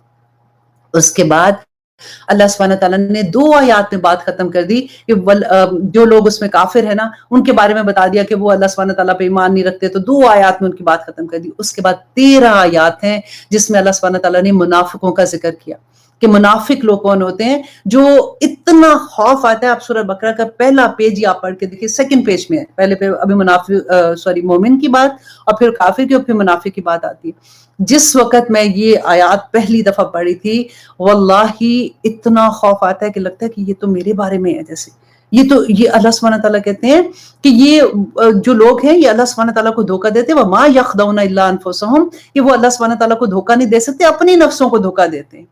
کیسے کہتے ہیں کہ منافق کیا ہوتا ہے کہ لوگوں کے سامنے اس کو یہ ہوتا ہے کہ میری اچھی بات رکھے، لوگوں کو لگے کہ میں بڑا نیک ہوں، بڑا اچھا ہوں، لیکن اندر سے وہ اس طرح کا نہیں ہوتا. اور جتنی میرا خیال ہے اس کی جو بھی اللہ سبحانہ تعالیٰ نے اس کی نشانیاں بتائیں کہ منافقت کیا ہے، اللہ سبحانہ تعالیٰ ہمیں سب کو معاف کرے. اور اس کے بعد اللہ سبحانہ تعالیٰ نے اگلے لیول پہ بات کی جا کے کہ وہ فاسق کی بات کی تھی کہ وہ لوگ جو فاسق ہیں نا وہ سوسائٹی کا خون چوسنے والے لوگ ہیں. فاسق کی اگزامپل اللہ سبحانہ تعالیٰ نے مچھر کے ساتھ دی تھی، کیونکہ مچھر خون چوستا ہے نا، کہ یہ وہ لوگ ہیں جو مچھر کی طرح سوسائٹی کا خون چوستے ہیں. یہ ایسے لوگ ہوتے ہیں جو برے کام کرتے ہیں، بے حیائی کا کام کرتے ہیں، لیکن ان کو کوئی شرم نہیں آتی، کھلے عام کرتے ہیں. ذرا آپ ان لفظوں پہ غور کریں کہ کیا ہم لوگوں کو شرم آتی ہے کبھی؟ کہ ہم کبھی دیکھتے ہیں کہ ہم ایسے اللہ سبحانہ تعالیٰ کے احکامات کی کہتے ہوئے بھی آنیسٹلی ڈر لگتا ہے. کھلے عام کہتے ہیں اور کرتے بھی کھلے عام ہے نا، منہ سے اگر نہ کہیں گے تو اپنے آپ سے ایسی حرکتیں کر رہے ہوتے ہیں. اور کوئی بھی ایسا ڈر بھی نہیں ہوتا کہ ہم کیا کریں کیا نہیں، کھلے عام کرتے ہیں کہ مجھے کہہ کے تو دیکھو کہ ذرا تم ہوتے کون ہو مجھے کچھ کہنے والے۔ اللہ سبحانہ تعالیٰ ہمیں سب پہ اپنی رحمت کر دے۔ اور اس آیا کی تفسیر جو ہے وہ بہت ہی خوبصورت اللہ سبحانہ تعالیٰ نے سورۃ سجدہ میں کی، کہ اس آیا کو سمجھنے کے لیے دیکھیے کہ آیت نمبر 20 سورۃ سجدہ میں اللہ سبحانہ تعالیٰ کہتے ہیں وَأَمَّا الَّذِينَ فَسَقُوا، کہ وہ لوگ جو فاسق ہیں، فَمَأْوَاهُمُ النَّارُ، تو ان کا ٹھکانہ کیا ہے؟ ان کا ٹھکانہ آگ ہے، كُلَّمَا أَرَادُوا أَن يَخْرُجُوا مِنْهَا، کہ جب کبھی یہ ارادہ کریں گے نا، جب کبھی یہ وہاں سے نکلنے کا دوزخ سے، کیونکہ دوزخ میں ہوں گے، ان کا گھر وہ ہوگا، ٹھکانہ وہ ہوگا، کون لوگوں کا؟ فاسق لوگوں کا، جو کھلے عام برائی کر رہے ہیں اور ان کو کوئی فکر نہیں ہے کہ میں ایسا مسلمان مجھ پہ اللہ سبحانہ تعالیٰ نے کیا کہا تھا، کیا احکامات ہیں، مجھے کیسے کرنا ہے۔ تو اللہ سبحانہ تعالیٰ کہتے ہیں کلما ارادوا ان یخرجوا منها، کہ جب وہ کبھی یہ ارادہ کریں گے کہ وہ اس میں سے نکل سکیں، باہر جائیں گے، تو اعیدوا فیہا، تو ان کو واپس اس کے اندر پھینک دیا جائے گا، وکیل لہم، اور ان سے کہا جائے گا ذوقوا عذاب النار، کہ چکھو اب یہ عذاب آگ کا، الذی،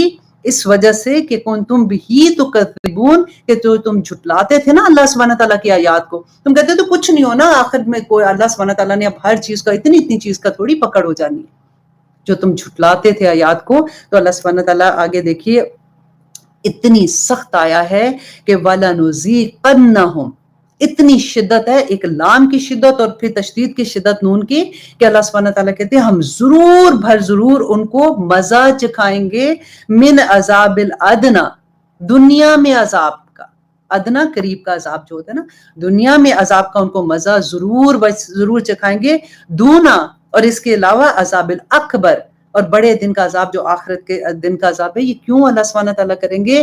لعلہم یرجعون، شاید کہ وہ اس دنیا میں جب رہتے ہوئے ان پہ یہ عذاب آئے گا تو وہ پلٹ جائیں، کیونکہ دیکھیں دنیا کا عذاب کوئی معنی بھی نہیں رکھتا آنیسٹلی۔ آپ دیکھیں کہ اللہ سبحانہ تعالیٰ آخرت میں، آپ دیکھیں آگ کیسی دوزخ کی آگ ہوگی، دوزخ کی بعض وادیاں جو کہتے ہیں نا کہ منافق ہے اس کو درک میں پھینکا جائے گا، تو وہ دوزخ کی وہ وادی ہے جسے دوزخ خود پناہ مانگتی ہے۔ تو اللہ سبحانہ تعالیٰ دنیا میں جو عذاب دے رہے ہوتے ہیں نا، تو وہ بیسیکلی اللہ سبحانہ تعالیٰ اس لیے کہ یہاں شاید بندہ پلٹ ہے، کیونکہ ہوتا کیا ہے جب تک ہمارے پاس کوئی راستے کھلے ہوتے ہیں نا کہ وہ شاید یہ کر دے گا، اس کے پاس جائیں گے وہ یہ کر دے گا، فلاں یہ کر دے گا، ہم اللہ سبحانہ تعالیٰ کی طرف نہیں مڑتے۔ جب سارے دروازے بند ہو جاتے ہیں نا، پھر ہمیں اللہ سبحانہ تعالیٰ یاد آتا ہے، پھر ہم اس کے در جھکتے ہیں، تو اللہ سبحانہ تعالیٰ پھر بھی قبول کرتے ہیں۔ جس وقت بندہ توبہ کرتا ہے اللہ سبحانہ تعالیٰ اس کو اسی طرح سے قبول کر لیتے ہیں کہ میرا بندہ میرے پاس آ گیا اور اس کے بعد وہ واپس نہیں جائے گا انشاءاللہ۔ ہم بار بار اللہ سبحانہ تعالیٰ سے توبہ کرتے ہیں اور بار بار ہم سے غلطی ہو جاتی ہے، لیکن میرے اللہ اتنی خوبصورت بات لگتی ہے کہ جس وقت انسان توبہ کرتا ہے تو عرش کو تھامے ہوئے فرشتے، عرش کو تھامے ہوئے فرشتے اس بندے کے لیے جس نے توبہ کی ہوتی ہے اس کے لیے مغفرت کی دعائیں کرتے ہیں کہ یا رب العالمین اس کو معاف کر دینا، اس سے جو غلطیاں ہوئی ہیں اس کو معاف کر دینا۔ اتنا خوبصورت ہمارا دین، اتنا پیارا ہمارا دین، ہم کہاں بھاگتے ہیں؟ کدھر جائیں گے بھاگ کے؟ اللہ سبحانہ تعالیٰ کے رنگ میں رنگ جائیں۔ سورۃ بقرہ میں ہی اللہ سبحانہ تعالیٰ کہتے ہیں نا صبغۃ اللہ ومن احسن من اللہ صبغہ، کہ اللہ کے رنگ میں رنگ جاؤ۔ اللہ کے رنگ سے بہتر کس کا رنگ ہے؟ کسی کا رنگ نہیں ہے۔ بہت خوبصورت آیا ہے وہ بھی، جب اس کی تفسیر آپ کے ساتھ کبھی کروں گی کہ اللہ کے رنگ میں رنگنے کا جو مزہ ہے نا، وہ ایک دفعہ کسی کو لگ جائے تو پھر اس کو کوئی اور سمجھ نہیں آتی ہے چیز۔ اللہ سبحانہ تعالیٰ سے دعا کرے کہ اللہ سبحانہ تعالیٰ ہمیں ایک ایک آیا پہ عمل کرنے والا بنا دے، کیونکہ بڑی آسان زندگی ہو جاتی ہے۔ آنیسٹلی اللہ سبحانہ تعالیٰ، وہ سارے فن بھی زندگی میں ہوتے ہیں، میں بار بار وہی دہراتی ہوں تاکہ آپ لوگ میں سے بہت سے لوگ ایسے ہوں گے، جیسے میں شروع میں اسلام کی طرف جب آئی تھی، میں نے قرآن میری زندگی میں کھلا تھا، تو ایک ڈر سا ہوتا ہے نا، کیونکہ ہم پہلے جس زندگی میں ہوتے ہیں کہ اب اب پتہ نہیں فن ہوگا کہ نہیں، ایسے کیسے میری تو زندگی میں، ہم نے نا ایک آرٹیفیشل تقویٰ جو ہوتا ہے نا وہ اپنے اوپر چڑھایا ہوتا ہے۔ ہمیں لگتا ہے کہ شاید اس طرح سے ہوگا تو پھر ہم لگیں گے کہ بہت ہم نیک ہیں، تو ہمیں ایسا کچھ نہیں ہے۔ اللہ سبحانہ تعالیٰ نے یہ پوری دنیا ہم لوگوں کے لیے بنائی ہے، یہ ہماری نوکر ہے۔ نبی صلی اللہ علیہ وسلم کی وہ حدیث یاد ہے نا کہ دنیا جو ہے وہ ایک سمندر کی طرح ہے، اور تم ایسے ہی ہو جیسے کشتی اس کے اوپر جاتی ہے، پوری اس کی لہریں اوپر نیچے فن کرتی ہوئی گزرتے جاؤ، لیکن جس وقت کشتی کے اندر اللہ نہ کرے کوئی ایک سوراخ آ جائے اور وہ پانی اندر آ جاتا ہے تو کشتی ڈوب جاتی ہے نا۔ یہ دنیا جب ہمارے دل میں آ جاتی ہے تو ہمیں بھی لے ڈوبتی ہے۔ ہمیں یہ دنیا شیطان اتنا خوبصورت کر کے دکھاتا ہے، یہ دنیا اتنی خوبصورت، یہ دنیا ایسے، یہ دنیا ایسے، اس کو حاصل کرنے کے لیے، کیونکہ سارا کھیل ہی پیسے کا ہے، سارا کھیل ہی تماشا اس کا، اسی وجہ سے ہم سے گناہ بھی ہو جاتے ہیں، اسی کی وجہ سے سارا کچھ ہو جاتا ہے۔ اللہ سبحانہ تعالیٰ آرینی حق کا حقاً ورزقنا اتباہ والی بات ہے کہ اللہ سبحانہ تعالیٰ ہمیں بس بتا دے، ہمیں دکھا دے، ہمیں سمجھا دے کہ حق کیا ہے، ہمیں باطل بھی دکھا دے تاکہ ہم اس سے بھی کنارہ کر دیں۔ آمین ثم آمین۔ اب آئیے آگے کرتے ہیں آیت نمبر 50۔ یہ بہت ہی امپورٹنٹ آیا ہے، اس کو انڈر لائن کر لیجئے کیونکہ یہ نبی صلی اللہ علیہ وسلم کا تعارف ہے، اور تفسیر کرنے کے لیے یہ مشکل ترین آیا ہے، اس لیے کہ بعض دفعہ لوگوں نے ایک اپنا عقیدہ بنایا ہوتا ہے، خود سے بنایا ہوتا ہے، ان کو اگر ایسی بات کہو نا کہ نہیں ایسی بات نہیں ہے تو وہ بہت جلدی ہرٹ ہو جاتے ہیں، اور وہ کہتے ہیں نہیں وہ جیسے پہلے زمانے میں اگر آپ دیکھیں کہ اللہ سبحانہ تعالیٰ نے حضرت عیسیٰ کے بارے میں جب کہا نا کہ حضرت عیسیٰ کے پاس جتنے معجزے تھے وہ اللہ سبحانہ تعالیٰ کے دیے ہوئے تھے، ان کے اپنی ذات کے معجزے تو نہیں تھے نا، اسی لیے اللہ سبحانہ تعالیٰ نے اس سے پہلے بات وہاں سے کی کہ ہم نے بھیجا رسولوں کو ان کا مقصد بتانے کے لیے، کہ ان کا مقصد یہ تھا کہ وہ اللہ سبحانہ تعالیٰ کی وحی جو آتی ہے اس کو ایز اٹ از لوگوں تک پہنچا دیں اور لوگوں کو خوشخبریاں دیں، لوگوں کو ڈرائیں۔ یہاں پہ پہلا مقصد بتا دیا۔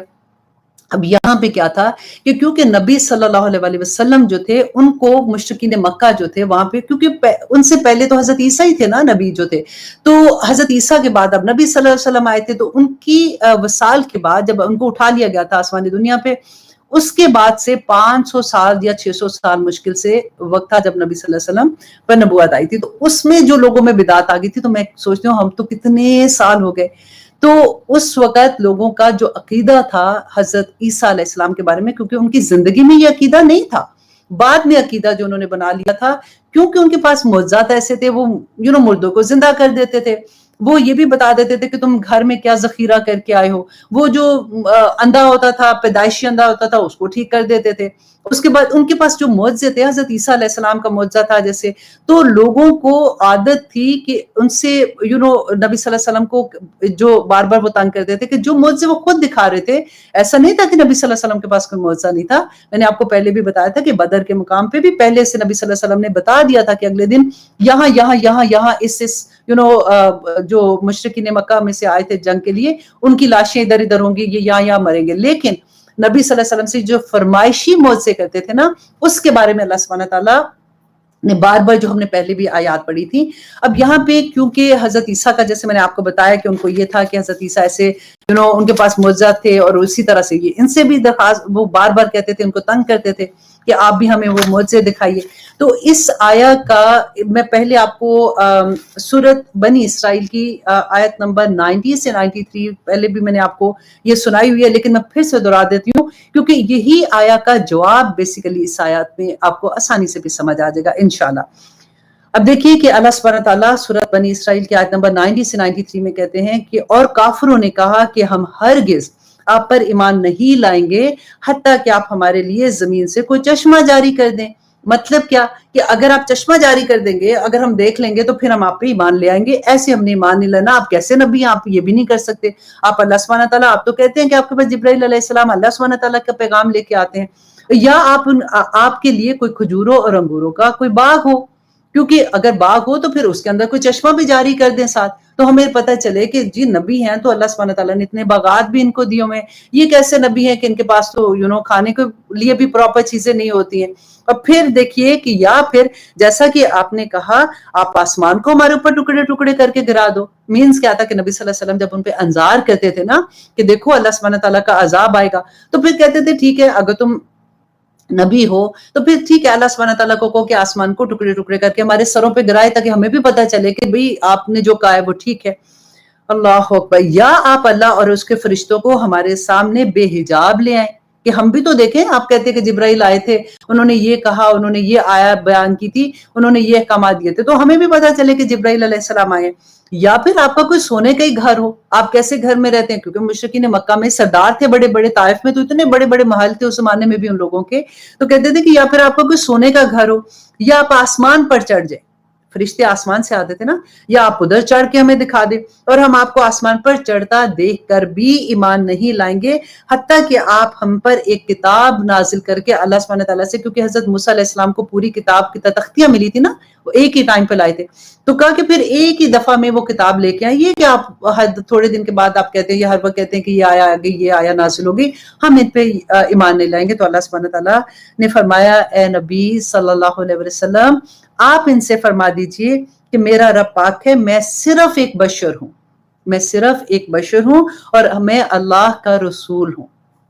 اب اسی آیا کو جو میں نے آپ کو پڑھ کے بتائی ہے, اسی کا جواب اس میں ہے کہ اللہ سبحانہ تعالیٰ فرماتے ہیں کہ قل, اے نبی کہہ دیجئے. دیکھیں اللہ سبحانہ تعالیٰ نے نبی صلی اللہ علیہ وسلم کی زبان سے یہ کلمات کہلوائے تھے کہ آپ ان سے کہہ دیجئے لا اقولو, میں نہیں کہتا لکم تم سے اندی خزائن اللہ, کہ میرے پاس اللہ کے خزانے ہیں.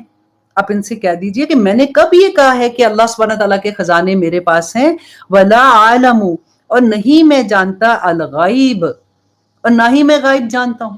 ان کو بتا دو. یہ پوچھتے تھے. اچھا اب ہوتا کیا تھا کہ نبی صلی اللہ علیہ وسلم کے پاس آ کے نا, یہ کیونکہ تجارت کرنے جاتے تھے, شام کی طرف جاتے تھے, تو آ کے ان کو کہتے تھے اچھا آپ تو غائب جانتے ہیں, آپ ہمیں ذرا دیکھ کے بتائیں, ہمارا ذرا قسمت کا حال ذرا دیکھ کے بتائیے کہ ہم سفر پہ جا رہے ہیں, ہم کتنا پیسہ بنائیں گے کتنا نہیں بنائیں گے. آپ ذرا یہ بتائیے کہ ہمیں جو شام میں ہے وہ اس منڈی میں بھاؤ آج کل کیا ہے, تاکہ ہم ویسی چیزیں یہاں پہ بیچنے کے لیے لے کے جائیں تاکہ ہمیں پروفٹ ہو. تو اللہ سبحانہ تعالیٰ ایسی ایسی جب چیزیں مانگتے تھے, وہ کہتے تھے کہ اچھا یہ پہاڑ جو ہے اس کو بھی آپ سونے کا, چلے اسی کو سونے کا بنا دیں, ہمیں نظر تو آئے کہ آپ کیا کہتے ہیں.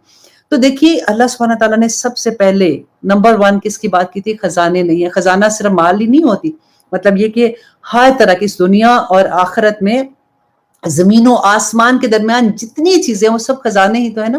کبھی ہوتا ہے نا کہ اولاد کا خزانہ, لوگ مانگنے جاتے ہیں نا کہ اللہ دیتا تو خیر سوری نام ہے وہ پیرا دیتا کی بات کری, کہ پیرا دیتا اور اس کا دیتا اس نے دیتا. تو وہ ایسے والی جو چیزیں ہوتی ہیں کہ اللہ سبحانہ تعالیٰ کے سارے خزانے جو ہے نا, اللہ سبحانہ تعالیٰ نے کہہ دیا ان کو کہہ دو کہ میرے پاس کوئی خزانہ نہیں ہے. اللہ اکبر. اب یہاں پہ ایک بات آپ غور سے ساتھ یہ بھی دیکھیے کہ ایسا نہیں تھا کہ نبی صلی اللہ علیہ وسلم کو اللہ سبحانہ تعالیٰ نے غائب کا علم نہیں دیا تھا, اللہ سبحانہ تعالیٰ نے دیا ہوا تھا, لیکن صرف وہی علم تھا جو اللہ سبحانہ تعالیٰ دینا چاہتے تھے, اور جس وقت اللہ سبحانہ تعالیٰ نے دینا تھا اس وقت دیا. لیکن فرمائشی پروگرام کی بات یہاں پہ ہو رہی ہے کہ اللہ سبحانہ, دیکھیں اگر فار ایگزامپل یہاں پہ دیکھیں دونوں چیزیں, پہلا کیا خزانہ اور دوسرا غائب کی بات آ گئی نا, تو دونوں کی نفی اللہ سبحانہ تعالیٰ نے کروا دی کہ آپ ان سے کہہ دیجئے کہ نہ تو خزانے ہیں میرے پاس